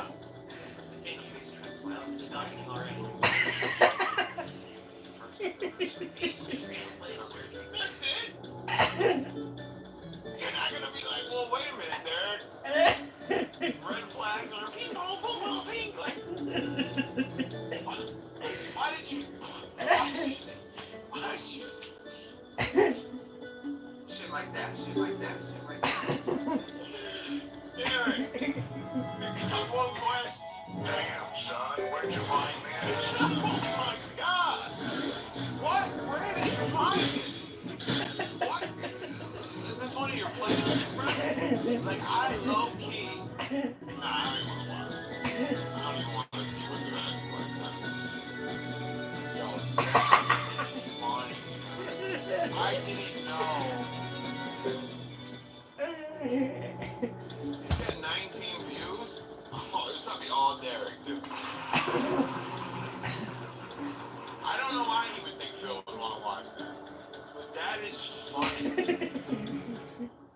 That was funny. I thought he watched it. That's why I was like, oh. But it's even funnier that he just skipped right over it. He just acted like it didn't exist. That was great. Oh my God. Shout out to Derek. Wait a minute. Did you just say that it only had 19 views? Is that what you just said? I can go back and check. Take a look at that video and search it, because if it only had 19 views, we have unlocked an avenue. If it only had 19 views and he watched it, I don't think we're seeing big picture here. Shit like that, shit like that, shit Yep, like that. 19 views 2 weeks ago. Do you know what we can do with this? I thought he vetted them and watched them and so hey, hear me out, okay? Make a vid, run them numbers up on it, right? Don't even matter where it's at. We run them numbers up and we have it looking like it's regular, right? But then we sneak in like secret limited video like halfway through. And he's got no point but to watch it. Because 19 views. You didn't think that was suspicious that it was uploaded just a week ago? Oh, nah. Yo, this opened a whole chamber. Like, if that's what that is, no. It's gotta be like the thumbnail or something else. It's like maybe like a cheeseburger or something, right? And or like free DoorDash coupon, boom. And it'll be like, oh my God, great. How did you know I love DoorDash? And then he plays, and it's like something stupid, like Half-Life for like a couple seconds, then bang, it's like all the bank leaks are firing off real quick, and then it jumps right into a clip of Phil doing whatever, right? Hey, bro, think about it. I think, no, this is a healthy op. This is not nothing freakery, okay? This is a healthy, let's get Phil to watch Secret Limited. You watch his low views regularly? That one that was like, can you hold, whoa. What? And no one told me this? Oh God, y'all are slipping. And y'all ain't get into this right now? All you need to do is drop that in the Discord, run that up to a rack or something, a rack or two, and then submit it. And bing, we got him doing something. We got him watching something. And that would be the greatest. And y'all knew this, and I'm late to the party? Shit like that, shit like that, shit like that, shit like that. How does that not sound like a good idea? We'll get them to watch Secret Limited one way or another. Just a little bit of it, though. You're only going to get like a couple seconds of it. So we're going to do all this. Who has the time? Who has the time to click a video and send it? Shit like that, shit like that, shit like that. Who has the time? A dude ran through every possible combination to get in his Bulls account. Who has the time? Well, we have to give him money to watch this. Give him to watch this video. What's that? Money, we have to spend money on his reaction just for him to Oh, you're right. And if you really want to watch it from beginning to end, then you have to go for auto support, which is $19 a month. Yeah, you know what? I didn't even think about it. I think it's $19 for auto support, $6, $9 for super support, and $3 for regular support. You gotta get. Oh, yeah, nah. You're not doing that. Because now you gotta break bread to get that. That was smart. Or that was smart to remind me. I mean, I forgot about that. That's why. That makes sense now. It's not worth it to pay him. So, okay, forget it. I totally forgot about that. Totally forgot about the money. I got real fired up for a minute, though. Because I was like, bro, this is an avenue here. Yeah, $19 for auto membership. Oh my God, no. And $3 for standard membership. Unless. And then the standard's not, we want a definite, so you gotta pay the big bucks to get the definite. Unless you get really lucky, and one then we give you like get the memberships, and you got one. Yeah, but nah, that's, now I'm hanging out in there just for the off chance OIC pops in. Nah, the memberships are done anyway. They're falling. They're falling quick. Send them the horse Frank? Jesus Christ, that's crazy. That's disrespectful, son. Damn, I got real fired up for a minute too, bro. I thought maybe we were on something for a second. Thought maybe we had a way in. Alright, I got one more I want to take a look at, and this has something to do with his numbers. Short video I want to take a look at, because if you don't know, and I am about to know, is that the members is slowly fading away. Actually, I want to watch the Mario. Let's watch where was the one I just saw? It was like 3 minutes long with his members. Who had it? Was it, oh, okay. Here we go. That was the support from Start Hogan. The members are gone, right? Like, these are really falling apart. And I don't like when he says he doesn't know why, because he knows why. You've been asking for tips for the longest, so now you're reaping what you sow. You spent too much money. Robbie, have a good night. You spent too much money. Matt Palin was popular.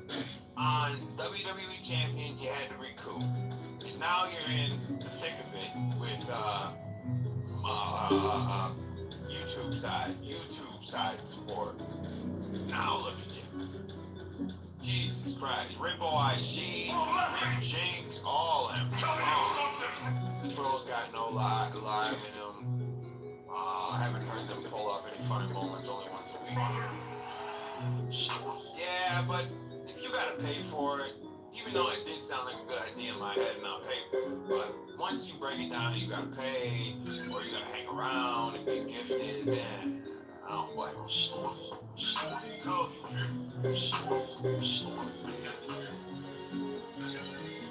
That was a robust blowing. Oh my God. Shit like that. That's what he says to Cat. That was a robust blowing. Oh God. Those words together. Don't ever say that ever again in my life. A robust blowing.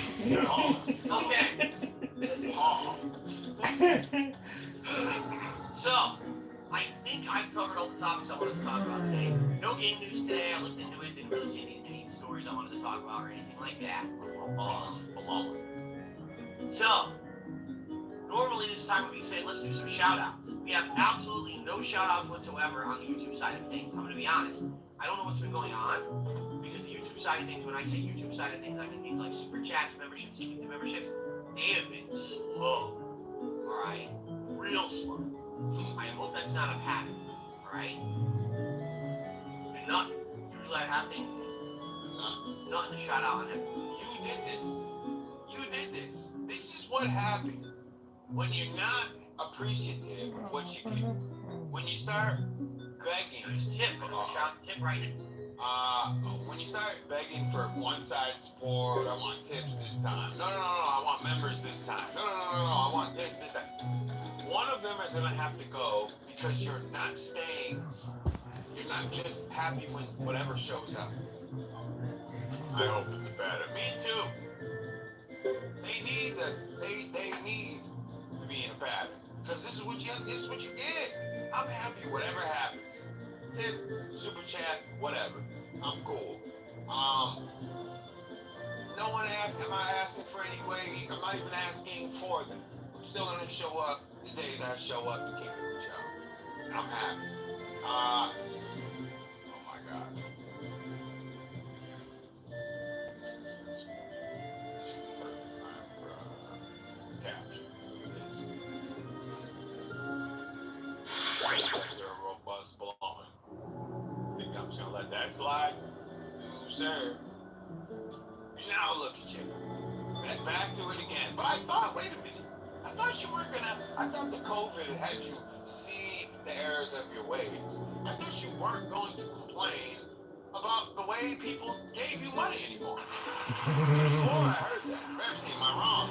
I could have swore he said that I'm not no longer whatever you want to do. If you want to tip, you want to super chat, go ahead. Go ahead and support however you want to support. I'm not gonna question it. I'm not gonna ask for it. I'm just gonna be happy in how I accept it. Now, what, a day later, you're right back to complaining about how you're getting it? Oh my God. Like, yeah, you might be honest because doing his stream, it was complete mess. Yeah. When it goes in your mind about 672.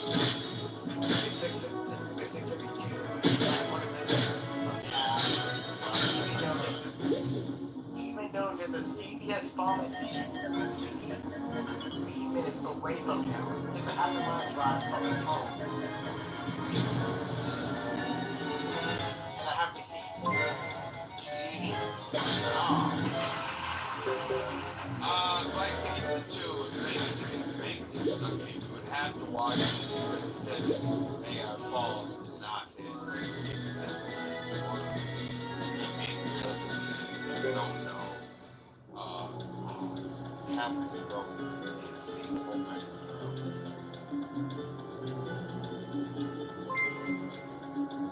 And I can't see it at all. But thank you for the message. I'll read the rest. We'll figure it out while I watch this. Now, thank you very much. I received Oh my god. a $30 tip from an anonymous member who says thank you for the internet treat. You are welcome. Found it. False and not his. Wait. Would he have to watch them because he said that they are false and not his? Skipping them lends more credence to them being real to the dance that don't know ignore. Or don't know or ignore. I feel you. That was a filthy snore, wasn't it?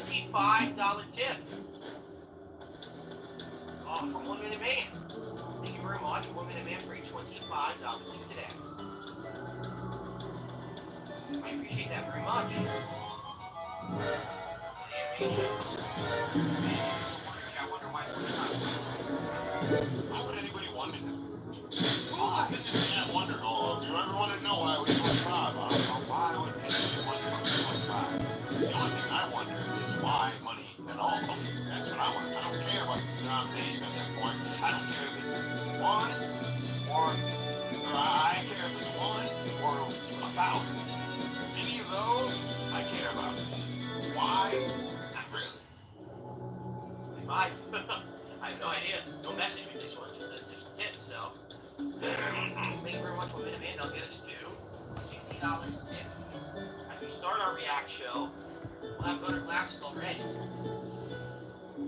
Now, it would be great, honestly, if during the React show, we get more support, because what I've noticed is, usually all the support on Sundays and React shows comes in during this green stream time. And when the show starts, it just like dries up. And I know for a fact what's going to happen is we're going to go over there because there was no show last week. I guarantee you the number of members over there is plummeting. There will be a number of members. I cannot have a program of members. Seriously, I bet it did big time because people are upset and the show last week. And I knew about that. I was very sick. And only coming through. So it's not because the content's trash, it's because he didn't do a show 1 week. How many members did it have? Actually, I didn't even see it. I'm gonna put that video there. So it's at 114. Oh, okay. Back capacity this weekend, there wasn't enough time for a second extra reaction. So we didn't lose it. People are gonna be upset with me. So I guess we're gonna see in just a few minutes here when I set up over there how we're doing over there. But hopefully we'll consider supporting the React channel. Especially because we got some interviews coming up. We got hot people. What's the Invincible? What is that?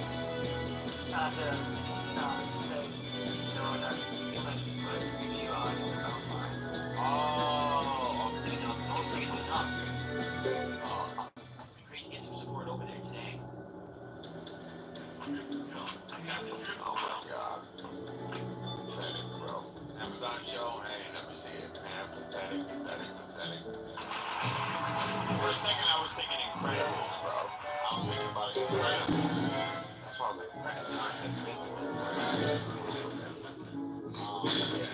So, alright, gang. I think I'm gonna call it here. Almost at 10. Just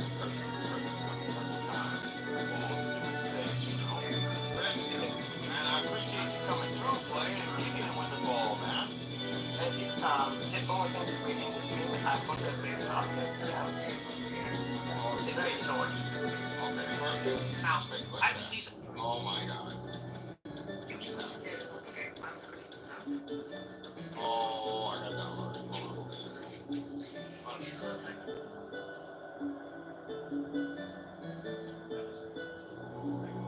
Now, I have to say something to the morons in chat.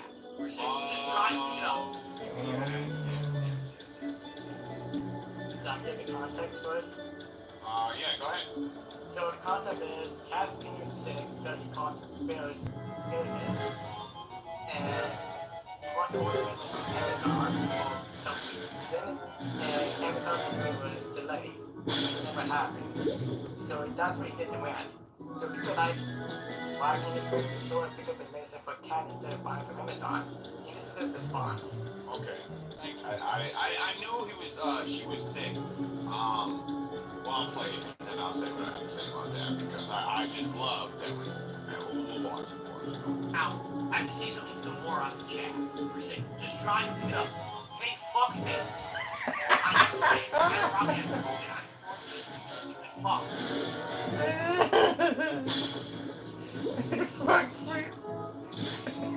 me.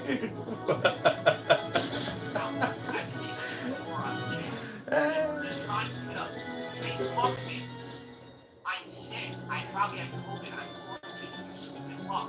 I'm not going to the store to buy it, you fucking idiot. That's the point. Stay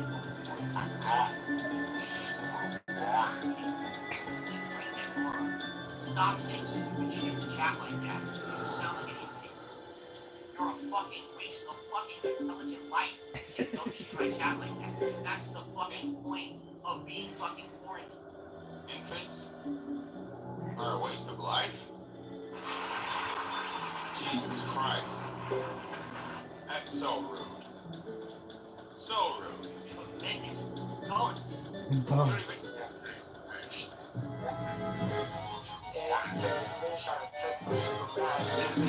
Drive through. Yeah, I see that. Oh my God.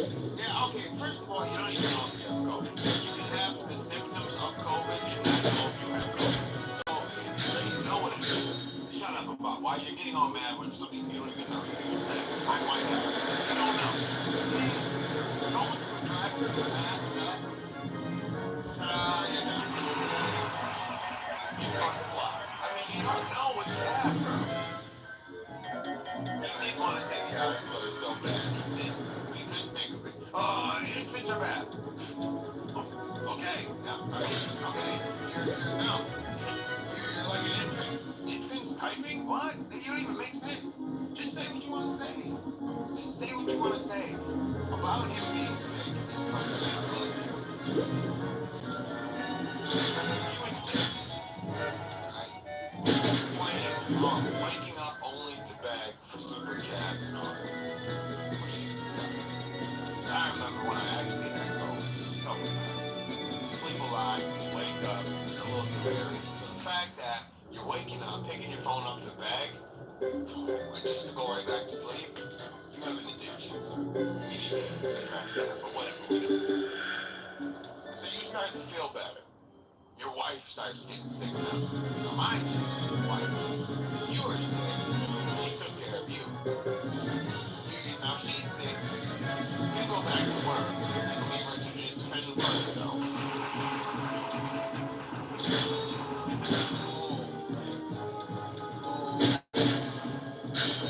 Just ask Cat if you hope that person makes it, but no. He doesn't want to.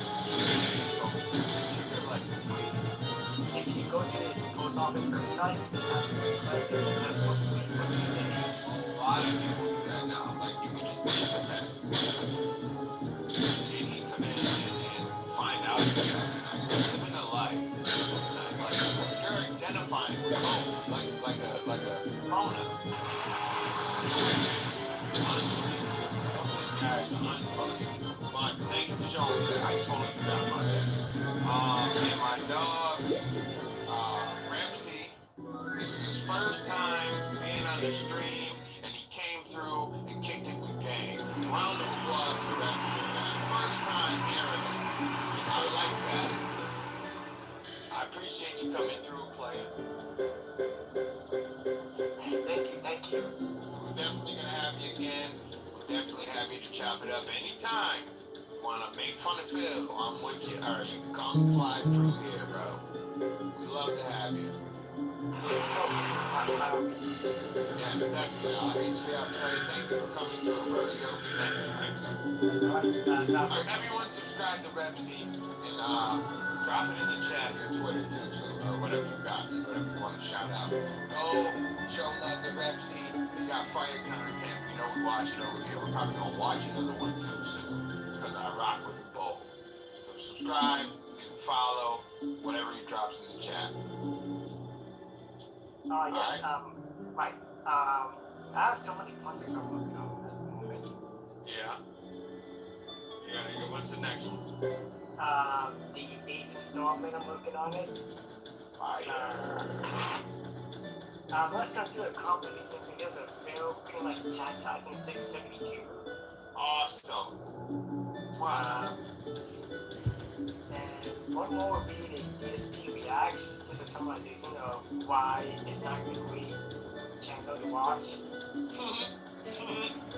that's it. That's what's up. Well, we cannot wait to see that Rexy. Yes, let me know when they drop it. Definitely gonna take a look at it for sure. Appreciate you coming through. Play. Have a good night, alright? Yes. Ramsey. Another round of applause. First time. I like that. Yeah, y'all subscribe, donate, GTFO. That's a fact.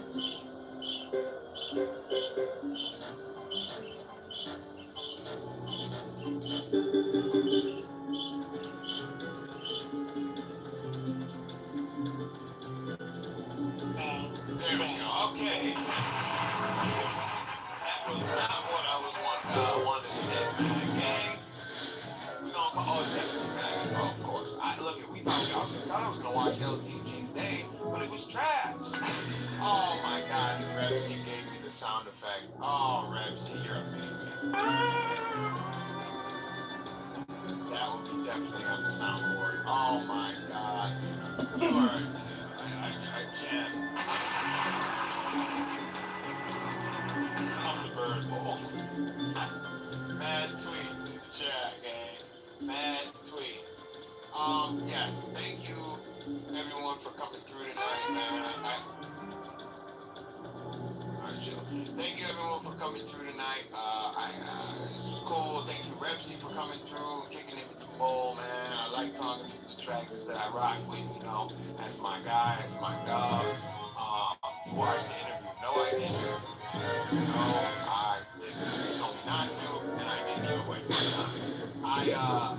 I wasn't gonna. You said that was trash. And if Max is telling me it's trash, I ain't even gonna worry about it, and it's just a pass. So yeah, gang, I will be back. Uh-oh. There we go. I will be back tomorrow night. I'm gonna figure out what this whole quantum physics nonsense is and why he's totally. No, I trust you. When it comes to LTG, I'm definitely trusting you. Yeah, I want to find out what this total unhinged moment is, because anytime he's losing his mind, I'm with it.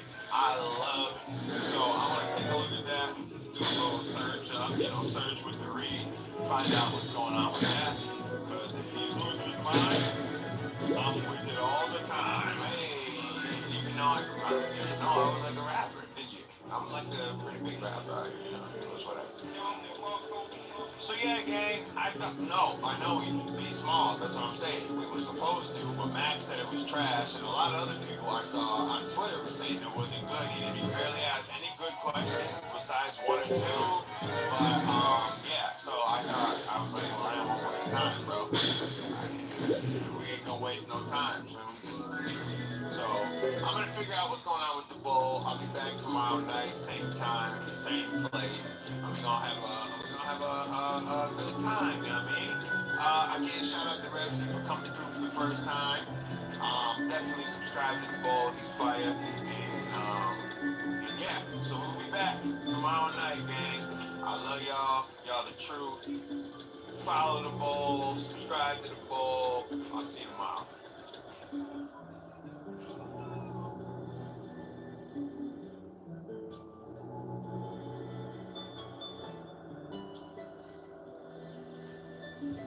So this is a new portable cassette that actually records recordings. Didn't have a permanent back then. Ray said they actually sound listenable. That's not the main reason that the recording isn't just a bonus, but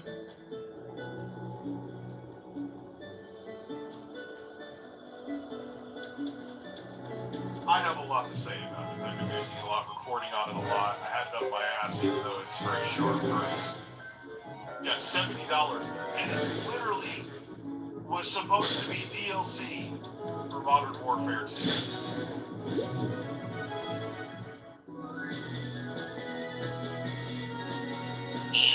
Grant, depression caused a lot of videos not to be made for these days.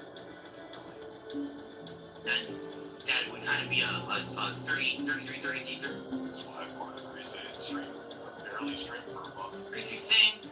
We want to do it, but we have literally not sat down and had any conversation about it yet. The conversation is supposed to happen when they get done. It's all the same maps from other isn't really. They're fighting, and then we're gonna talk about it. All right. So whatever he's talking about is unbeknownst to me. I know nothing about it. So there you go. But wasn't that it was rumors, but then that came back to fruition because they said there was like it shouldn't need to put the Modern Warfare 2 disc in to play. And this is especially funny because at the time Keemstar was offering all these dudes $50,000 to do this show. Not 50 grand to be split amongst them, but Modern Warfare 3. but 50 grand for Probably soon.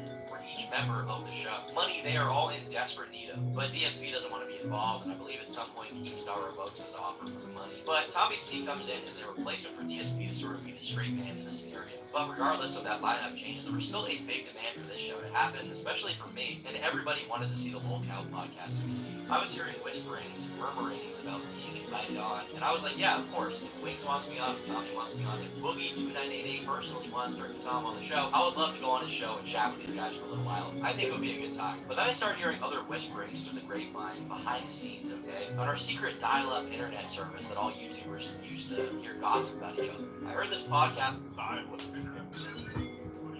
this was dead in the water, it was not happening whatsoever. Then, 2 weeks ago, Tommy C himself does a stream with Nicholas Double Stuffed Oreo. where they talk about, well,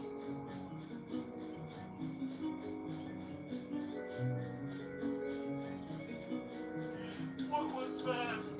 What was that? what went on behind the scenes. I mean, it's just too funny to be fake, okay? It is called the Lol Cow Podcast. It is run by and stars Lol Cows. How could you not expect it to fall apart before it even gets off the ground? I think looking back, I can see this in Turkey Tom's. Looking back, I don't know if this thing had much of a chance to begin with. I'm Turkey Tom, and how does he end the show in his streams? Leave me alone. Leave me alone. Yeah. Now, before I get into this, I do want to say, before I kill any hype that the show may have for my audience, Oh, dude, remember you could have built a house out of how many discs AOL used to send floppies. I'm pretty They went to CDs. sure it's still happening, but as of a few weeks ago, everyone was pretty sure it wasn't happening. So here's the story. DSP dips on the show, as you already know, and while the money was dropped, Keemstar reaches out to Nick Diorio in May of 2023 to have him on as basically the third host. Nick instead throws the offer to Tommy C because he thinks he would better fit the role and be more dedicated to the show. Just have a question. Anybody under 100K subs on YouTube is pissed off and got more attention from big guys than me. And that's why. Look, I don't think there's really much of a choice. I'll be perfectly honest with you. I'm the only choice for the Lol Cow podcast. I will milk and make those fat bitches squeal. I will get most of it. I absolutely promise you. No one can see me move. Alright, nobody gets under people's skin. And it's not just like some jerk in the crowd. God, Jesus Christ, you took zombies right to the grave. You get pissed off at me. It was that every mealtime guy just let pigs go. I don't have to do anything. Remember that stupid ass Ant-Man? I just made more criticism, you flew off the handle. Put me in a room with Wings Redemption and Boogie. Yeah, no. There's nobody. I'm sorry. Sorry, who else is going for it? I know you might want this a gig, but it's just that simple. Nobody's better. Nobody's more whipped. Nobody's more taken. And I'll tell you why. Because I know it's not about me. And that everybody else is going to make it about them. I know what you want them. I will hand you them on the silver platter, like a pig with an apple in its mouth. All yours. So that's why you should tell Keemstar. Well, especially with how Boogie is, there's no way we could do that. See, this is why I know you don't like me, Keem, that's fine. You should have had me on.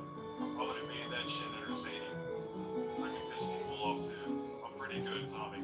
Alright, right now that I'm the man. It's just that so you don't like me. You know I'm so bad. In fact, if you don't like me, you know I'm the perfect guy because whatever I'm doing to you, I can do to them. Tommy took that offer, and so the lineup with Wings, Boogie, and Tommy was now complete. their new producer, whose name will be important later, buys cameras for these guys. I believe it's the Facecam Pro from Elgato, which is like a $400 camera new. So they multiply that by 3, you have a $1,200 expense without paying for shipping. And on top of that, the people involved. Is this like the remake for PS5 and PS4 and Xbox?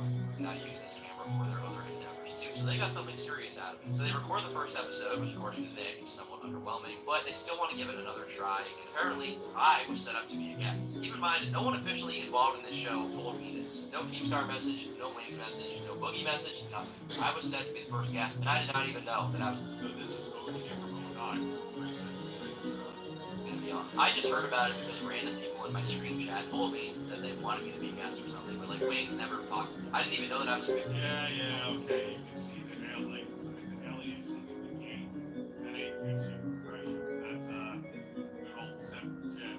Okay. Good point. Good catch. Actually going to be on this show because no one involved had told me. Perhaps that speaks to their questionable communication skills. Prior to this, they're talking about booking guests. If you want to know something else that's going to rip your heart out, the first guest for this podcast was going to be Turkey Tom. Yes. Imagine that. Tom Dark jumps on and talks to Wings, Boogie, and Tommy, and gets a front row seat with the Lol Cow podcast. Imagine how much content would have come from there. And now that opens the door for a ton of other people. You could have June the King on there to confront Wings, right? Maybe the eventual DSP collab. Could you imagine if that happened? Never. You will never, after what happened with Langfield Greg, you'll never be a guest anymore. Langfield Greg, yes. You will never. It's over. The days of DSP, get it out of your head. It's done.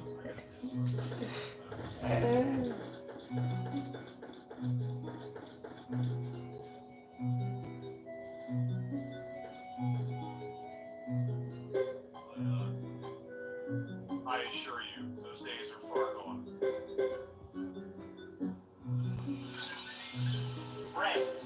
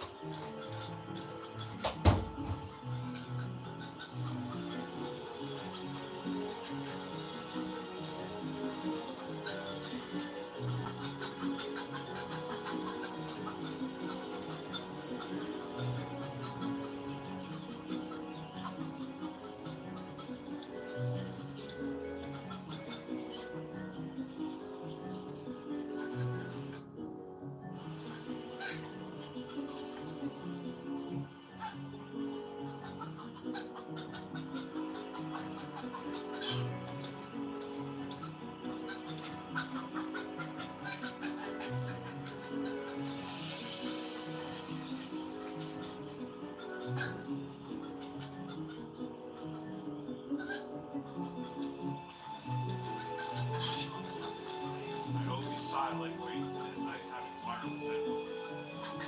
It's already a permanent solution, but man, not having wire, dangling, getting caught on shit is nice. The lag is not terrible. Like watching videos, everything's on point.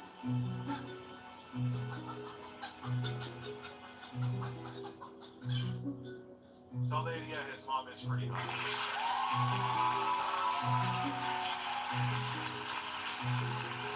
After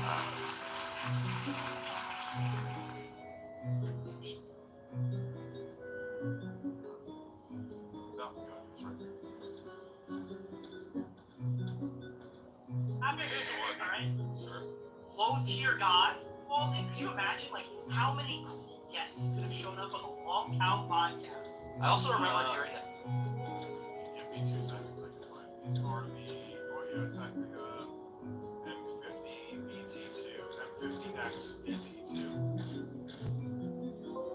The Wendigo was supposed to be on an episode at one point, and some other collabs were being floated around. And what Nick Diorio says at this point in the stream is very, very true. I mean, imagine low tier God on this show, screaming at Wings, screaming at Boogie, and calling them both back. side losers. Imagine June the King on this show and giving the measure of takes, trying to talk to them about their history. Imagine the Christian episode, imagine the Null episode. I mean, the possibilities for content are endlessly inviting. And after some time passes, they film another episode. And apparently this is like the goated episode. This is the real episode 1. The first one wasn't that good, but the second one, chemistry is there, the memes are there, the yelling is there, the arguments are there. Everyone put their best foot forward, and this is really a great episode that a lot of people will like. And they even wrap up production. It's been edited beautifully. Tommy was telling me about it. Apparently, what was it, Boogie just started screaming about his divorce in the middle of it or something? No, it was. No, his mom. No, it was even better. It's like we're making fun of Boogie. Wings made a lot of great jokes. Wings was really good when we were recording. He made a lot of, Wings can be very funny. Wings is very funny. Cracks Ben is their girlfriend. And right in the middle of, and Boogie took it well, but right in the middle of it, he starts talking about being molested as a child. I mean, just right out of nowhere.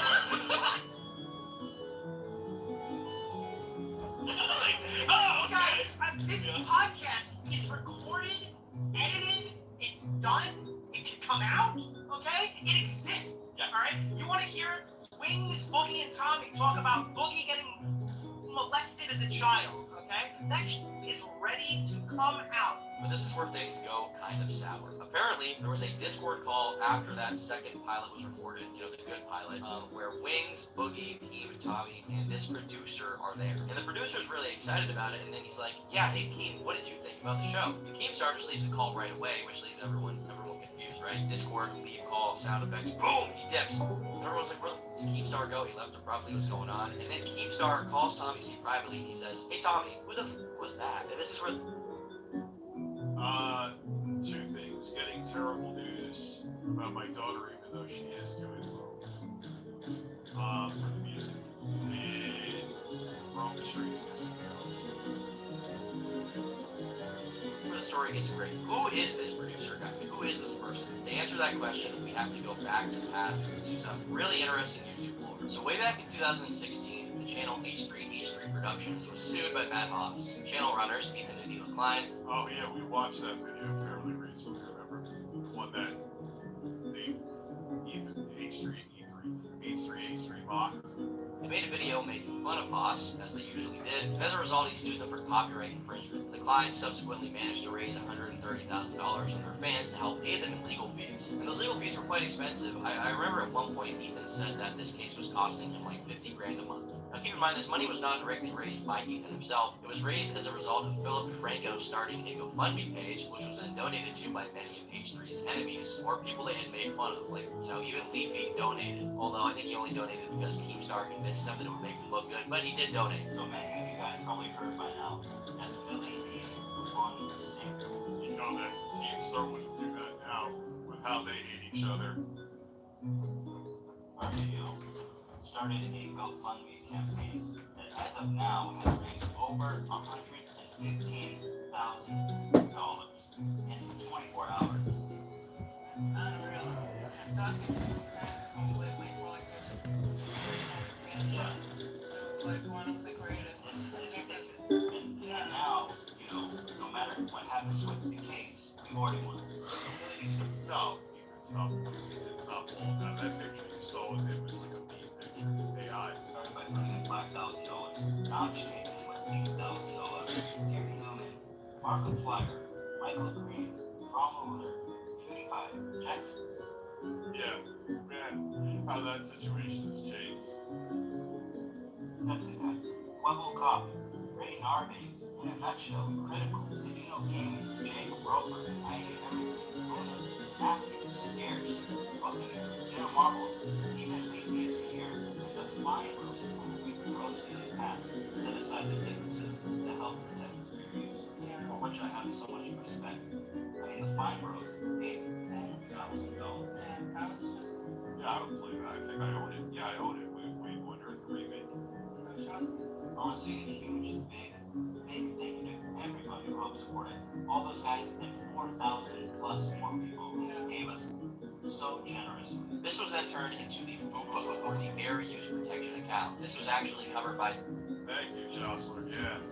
Thank you for a baseline. Time Magazine at the time, who wrote I know you don't like rap, but following The enormous response provoked the clients to look beyond their own case. In a video Wednesday, the couple announced the money would be put into a newly created fair use protection account, or FUPA, that will only be used for the purpose of protecting fair use and representing people big or small who are in legitimate needs of protection. The account will be placed in the trust of a law firm, Morrison and Lee, and users in trouble can contact FUPA for help. Anyone who's being bullied, big or small, basically at ours and our lawyer's discretion, can tap into these resources to fight back. Klein said, "We don't want to touch a single cent of this. We want to use it as an umbrella to protect the internet community." He describes the new account as something like a YouTubers union in Wednesday's video. "This is like a new chapter for fair use on YouTube," Klein says. So now we have to hone in on one seemingly minor but very important detail that everybody's forgotten about because the clients won the lawsuit and FUPA didn't really go anywhere, because I think that it just would be too expensive basically to create like genuinely a fund that any YouTuber can use for a copyright lawsuit, because I think that they massively underestimated how expensive their own lawsuit would be. The law firm said to be handling this fund was said to be Morrison/Lee, a law firm partially headed by Ryan Morrison. Ryan is more commonly known as the video game attorney. Video game attorney back in the day was someone referenced by a lot of YouTubers as like a trusted source in the YouTube community and someone who was helping to advocate for YouTubers in court. Fun fact,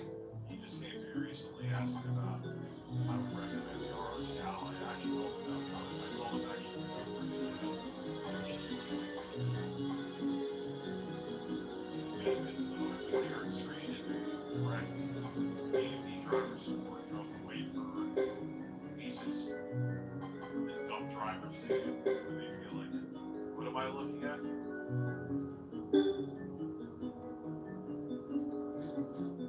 I'm in the new South Park special. Get the fuck out of here. You're lying. but a few years later, at one point Ryan was on unpaid administrative leave due to some allegations made about him from, I believe, a former coworker. He encouraged me to be disingenuous with streamers and game developers about my interests in order to lure them into liking us enough to become clients. He barred me from speaking publicly about politics because I had not earned that right. Meanwhile, he regularly drunkenly tweeted at celebrities and politicians, including Barack Obama. He maintained secret friendships with owners of prominent esports orgs while publicly making a big show of negotiating against them. He even allowed one of them to come to our annual company retreat. In addition to all the anecdotes above, he grossly underpaid and relentlessly gaslights his staff. This constant gaslighting is the biggest reason I haven't spoken out about any of my experiences before now. Truly manipulative people have a way of making you believe everything I'm doing is okay, and you're the crazy one for even mentioning it. Sometimes when you get out of a really abusive situation, you just want to put it in the rear view and never see it again. I know there are other young women working as talent agency and law firm, though if any of those people want to speak out, I hope they know that I believe them and they are supported. And I don't know how much of this is real. Some of the allegations are kind of vague, and at one point she accuses him of making some kind of like weird comment about Muslims, which doesn't seem as relevant as the other stuff she's talking about. But regardless of that, it doesn't really matter what I think. Yeah, you can't. Anyone can say with no evidence. Like, are we just gonna get rid of people and destroy them because one person said something and they seem to be well spoken? Because Ryan Morrison was removed from the Esports Bar Association, whatever that means. Anyway, this was all years ago. In 2016, FUPA happens. In 2020, he gets in some. In 2023, 7 years after FUPA, the Lol Cow podcast is happening, and apparently Boogie gets a message from who he thinks is Ryan Morrison, the video game attorney. The video game attorney, okay? The same guy who did the FUPA fund. In reality, it was a guy named Games Attorney, who I guess is a... Happy birthday to Cosmic Productions grandma. A different attorney, but is not the video game attorney. Boogie got this dude involved, who's apparently filed Wait, it's a different dude. Oops. Well, that's the guy who asked me some questions. It was a nice conversation. He asked me some questions about ROGLI. Like, I like it, but I don't recommend it because of the stupid shit that he's saying. And the thing about the C1 Extreme chip isn't the same exact thing as a 7840 minus some AI hardware on the chip, on the die. Really? So, because of time exclusivity on a chip that's essentially fucking the same, trying to make your own drivers. Think hard. Use your fucking brains. Copyright paperwork, owns the domain for the website, and is organizing this whole thing, thanks to password logging for all the accounts, and apparently they didn't even realize that this is not the video game attorney. I even found this whole interaction where the video game attorney and games attorney have a little back and forth in September of 2016. Pretty funny. Ladies and gentlemen, video game lawyers are fed up. They're not happy with each other's day, okay? Boy, there's only room for one games attorney in this town. And Kim has no idea who this guy is, and he's been producing Nick, that voice. the show for 3 months.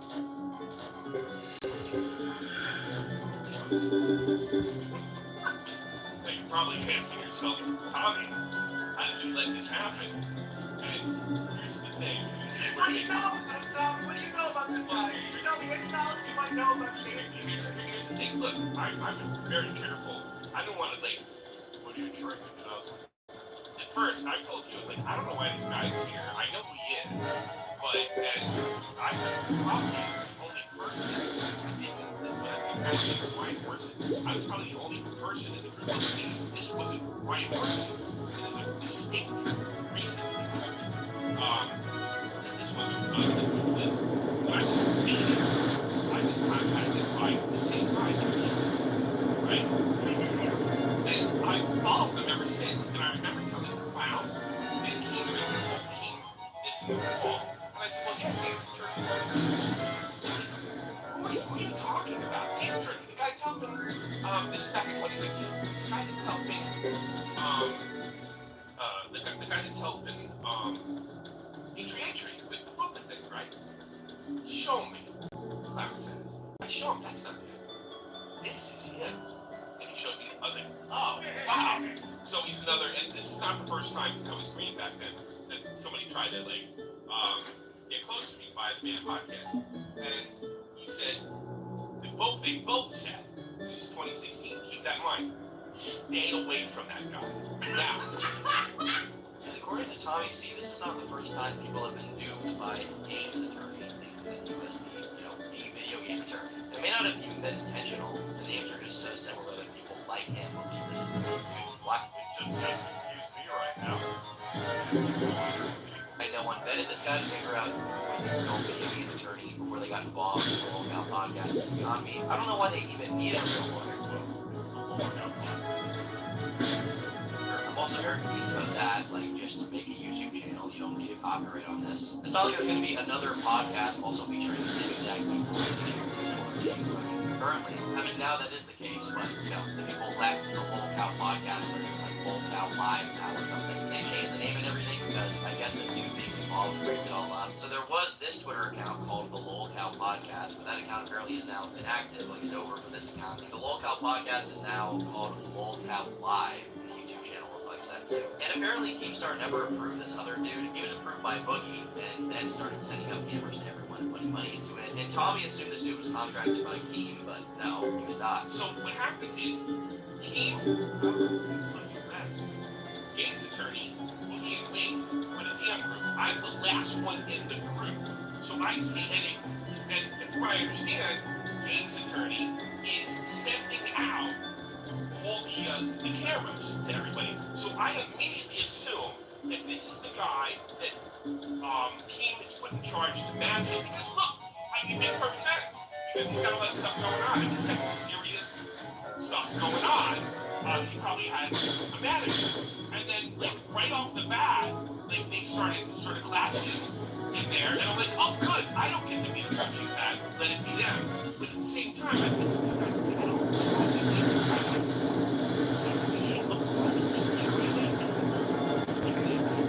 And I guess this was a consistent problem with the show. They couldn't figure out who was the person to contact. Like when I think Dave's attorney ended up contacting a fake Papa Gun account. You guys know Papa Gun, the guy who reacts to videos just like that on the internet. You know that guy?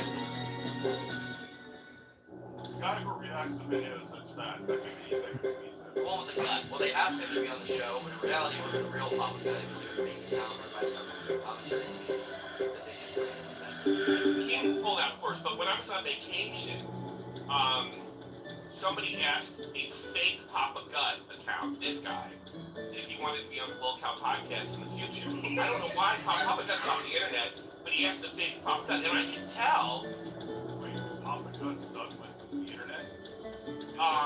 That he wasn't an internet guy because he didn't have Discord. He was connecting to his phone. He was the PC guy. He wasn't any of those things. And I'm like, you. Like, I really don't like this guy wouldn't charge me anything because there's nothing that we did. This whole thing was before the game of doing this. How could nobody here figure out that someone like Thurston Waller was not Papa Gun? Isn't that hard to read into it and figure out? Like, is this too much research? Yeah, it's Clicking on the profile is too much. I feel like that should be too much, but I guess this game's 3D is not exactly the same message that's based on the guy. Who knows who else he managed? It could have been 30 fake YouTubers, fake Keemstar.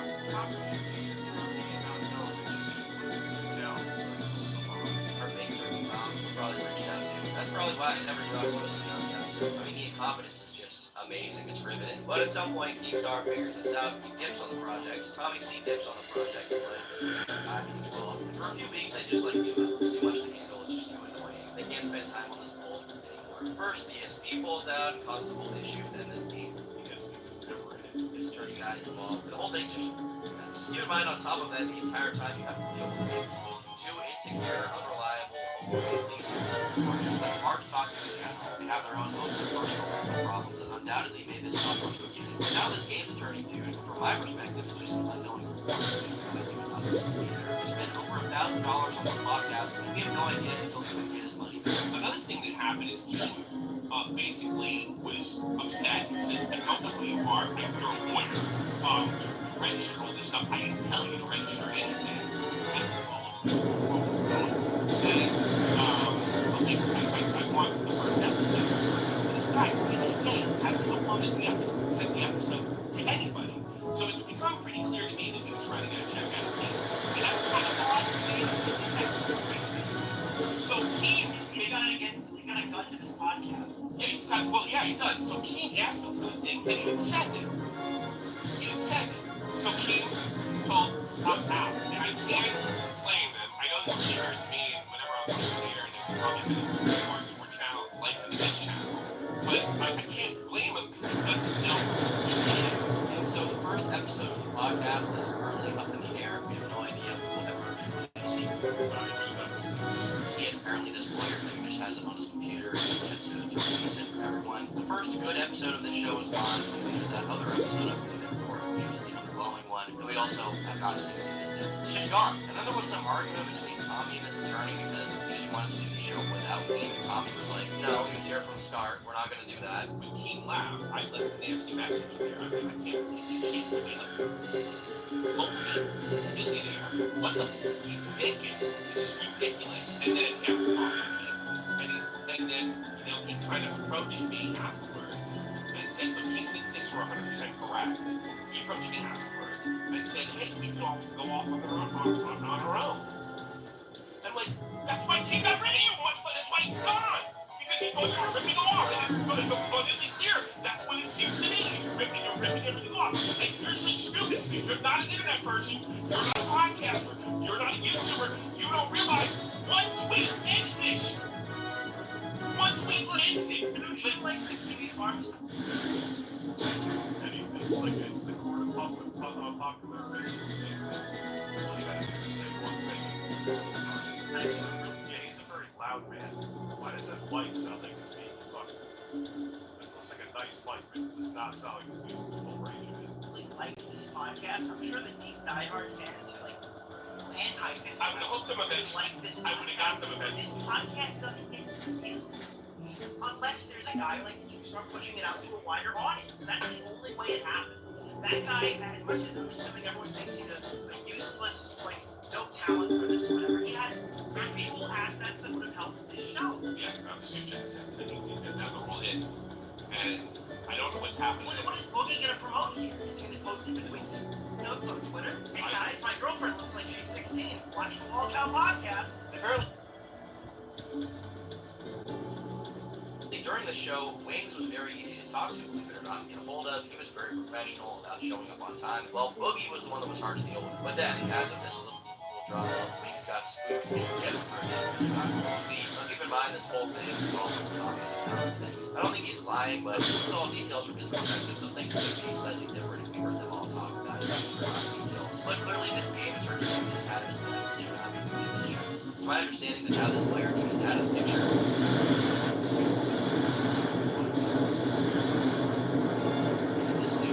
Live show has been created to like sidestep whatever copyright and trademark. The theory obviously is that TSP is a secret mastermind of something that is all falling apart because he has some wanted to do this show without Keith, figure out by organizing all the talent behind the scenes. I don't know if that's true, but I think that would be really funny. And I'm wondering what his connection is to DSP. I'm really wondering what his connection is. No, DSP is not smart enough to do something like that. I think he has a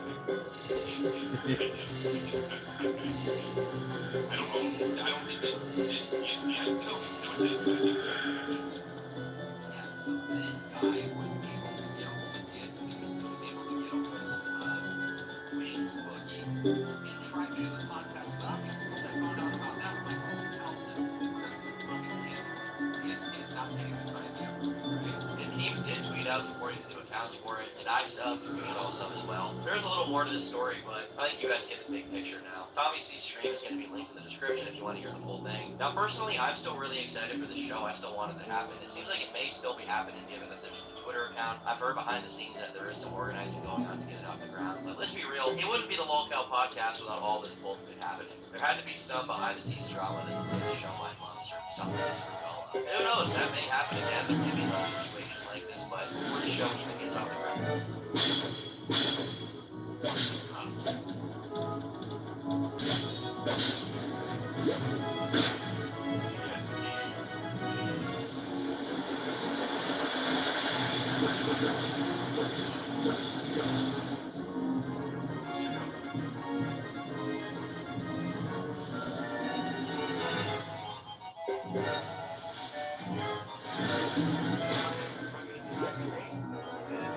This was supposed to be part of the documentary. $250 million home.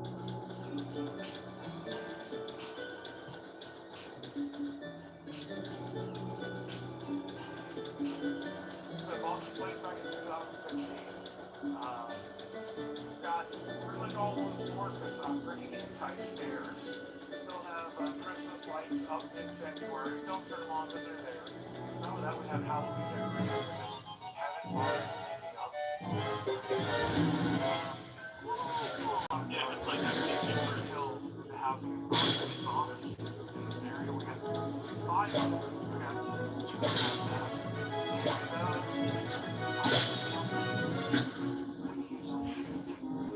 And my ex-wife asked me my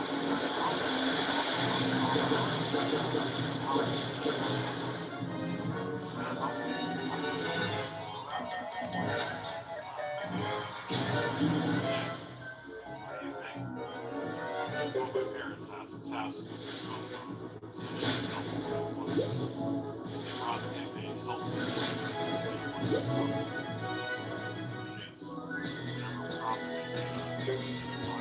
Smaller anyway. And my brother sold the house. But yeah, it's true.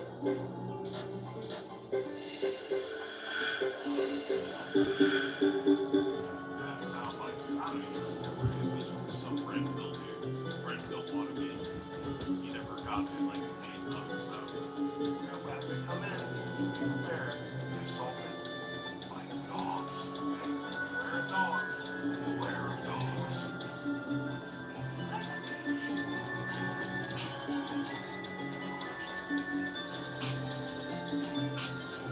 I love this place. It's not a plot place I ever thought of, and I'm so stoked that I get to live in a place like this. Probably have to sell it sometime in the next year, but for now, it's fine.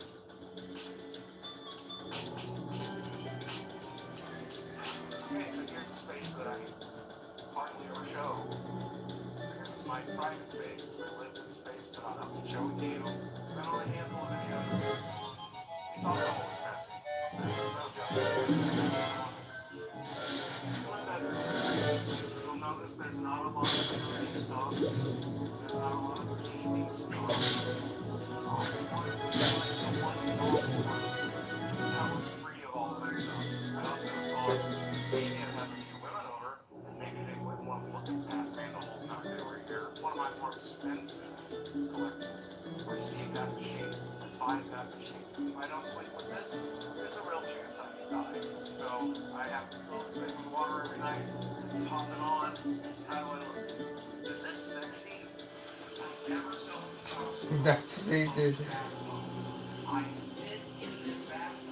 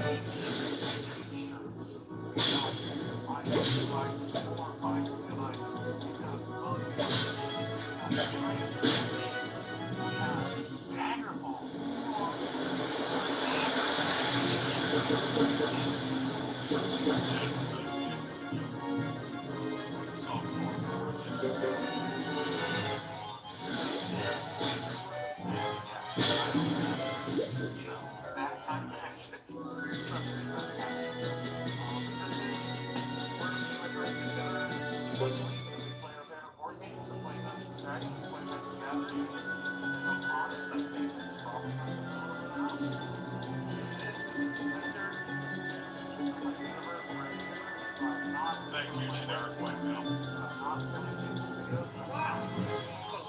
I am sitting in a chair with you.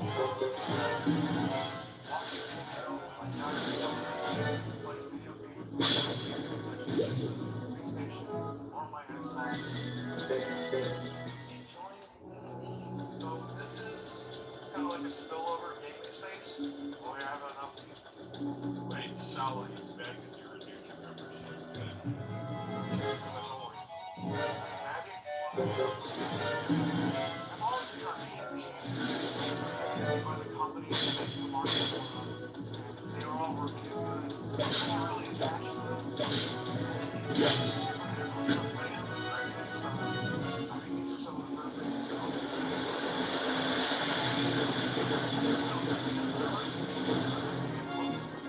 This is where I go to my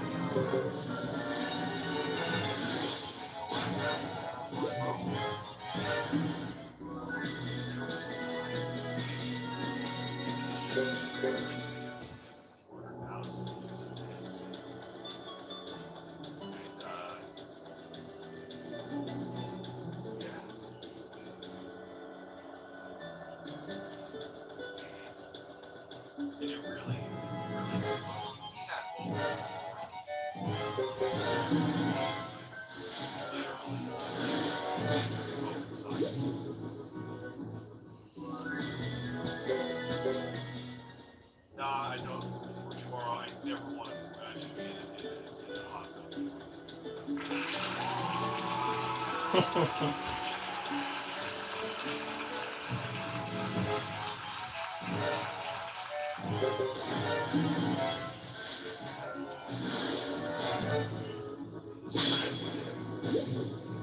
Blowing up.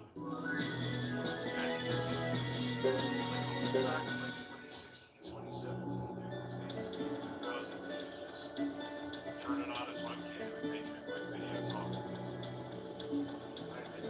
I saw Phil's place working my career. I want to keep doing what I do for a living. I didn't want to be YouTube or be Dragon Day. I just wanted to build the people after me. I wanted to get away from my set. I wanted to get away from the web camera. I wanted to film it on a real camera. Going into the kitchen.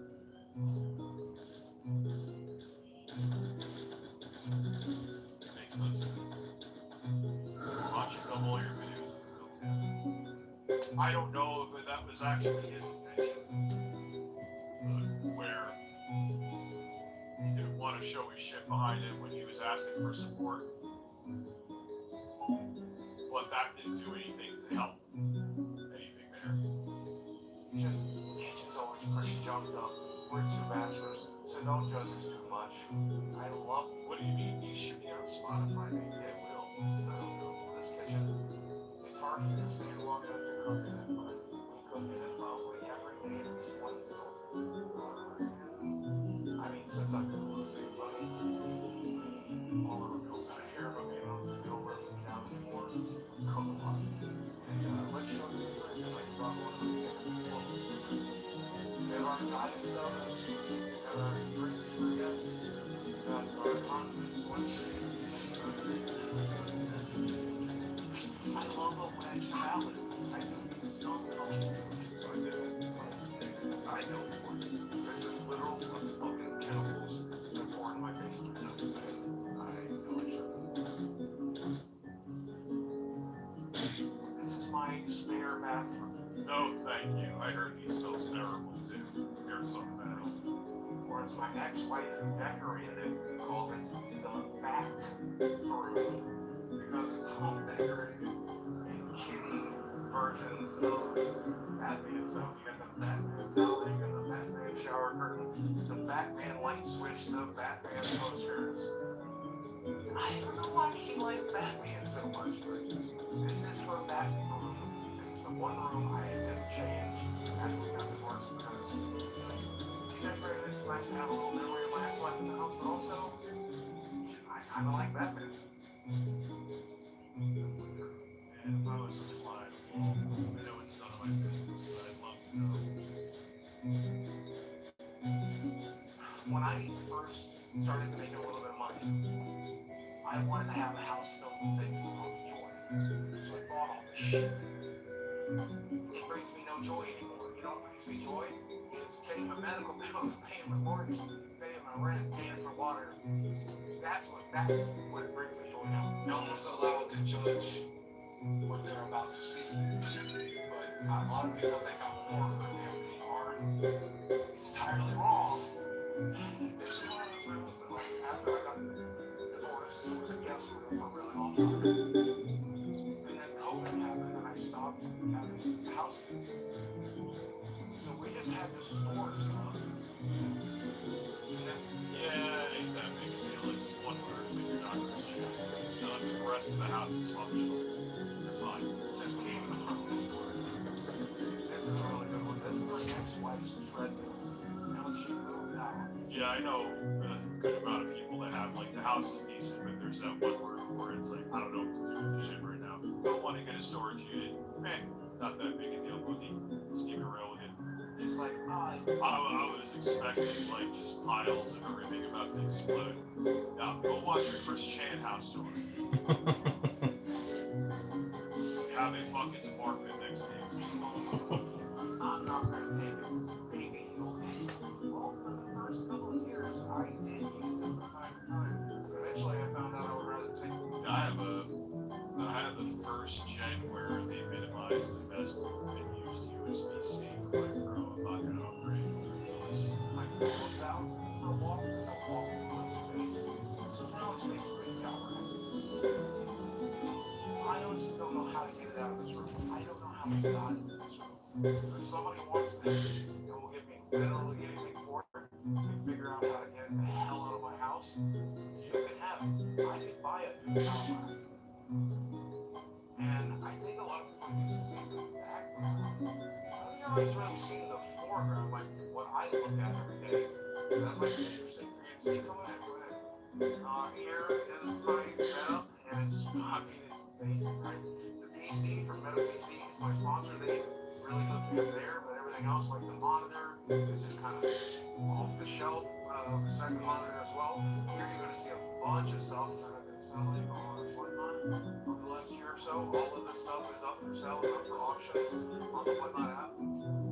Here's some props and stuff that I've used in the background, but also just some collectibles and things that I got. Never won the phone. I really Not ever really subscribers. That was at a time where it was still, like, seemed like something that was impossible. like some of the stuff, but it's all piled up because there's so many benefits here. This is all stuff that fans have said for years, or companies have said for years. And it makes me happy. Things I buy don't make me happy. Things that people get most.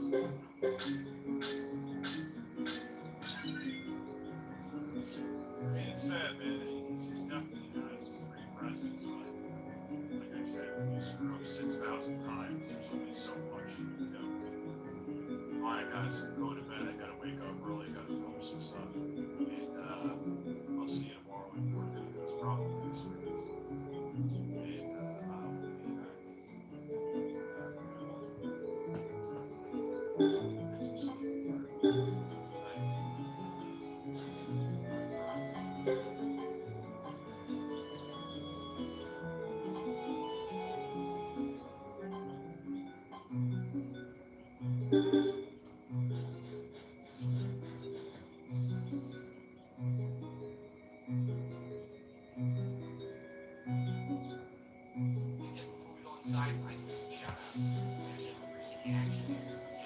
So, think of Golden Noble. Well, actually, think of Dr. Boyko did a super chat. He says, Jules, listening to Stand By Eminem tonight. Sure, I don't know.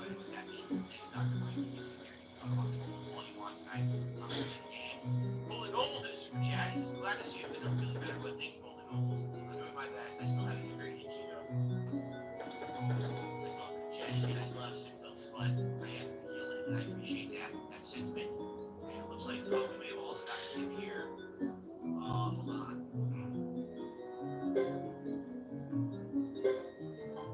Oh, I got a $2 tip. And man, they did we have a $2 tip.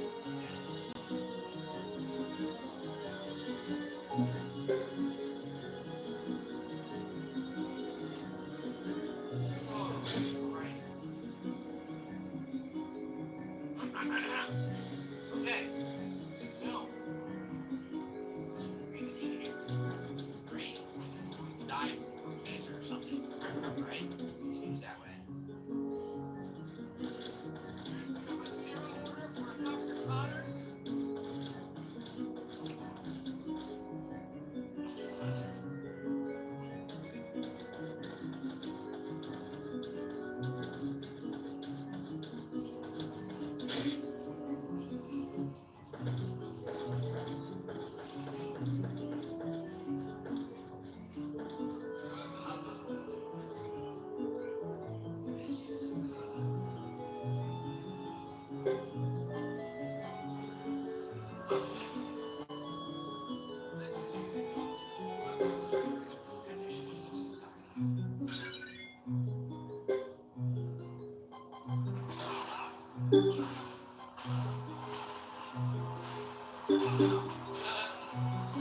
Oh, Spider-Man. Sucks, Spider-Man. Nice.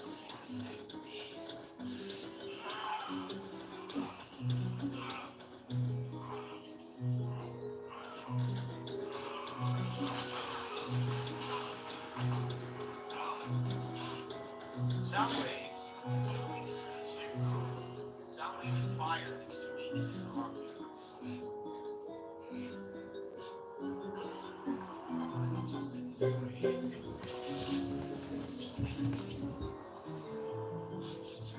My friend.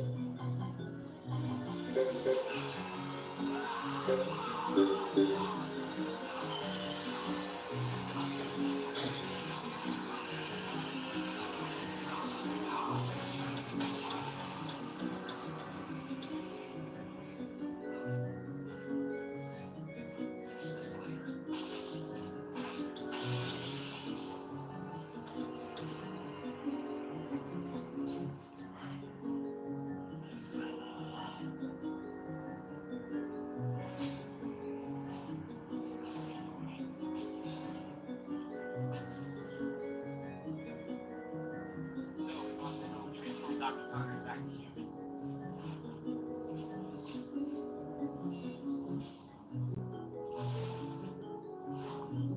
Harry, MJ, I got the serum. On my way back to Emily Bay. How'd it go? Really well. Things just got a little intense with Greg. He's somehow stronger than he looks. Really bad. Hey, the important thing is you're okay, and you got the serum. Nice. I'll start prepping it here. How did it go? It was totally. I didn't want to worry, Harry. Breathing knows now that the suit malfunctions when it's within range of certain frequencies. How bad is the malfunction?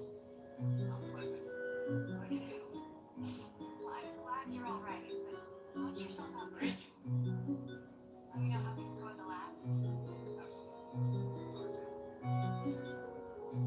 Here is the spider. There's not a signal. Can I grab it? Or is it gone? I don't see the signal anywhere. Do you guys? Do you guys see the spider signal that was the bomb was going off? I don't see it. Are my controllers vibrating? There it is.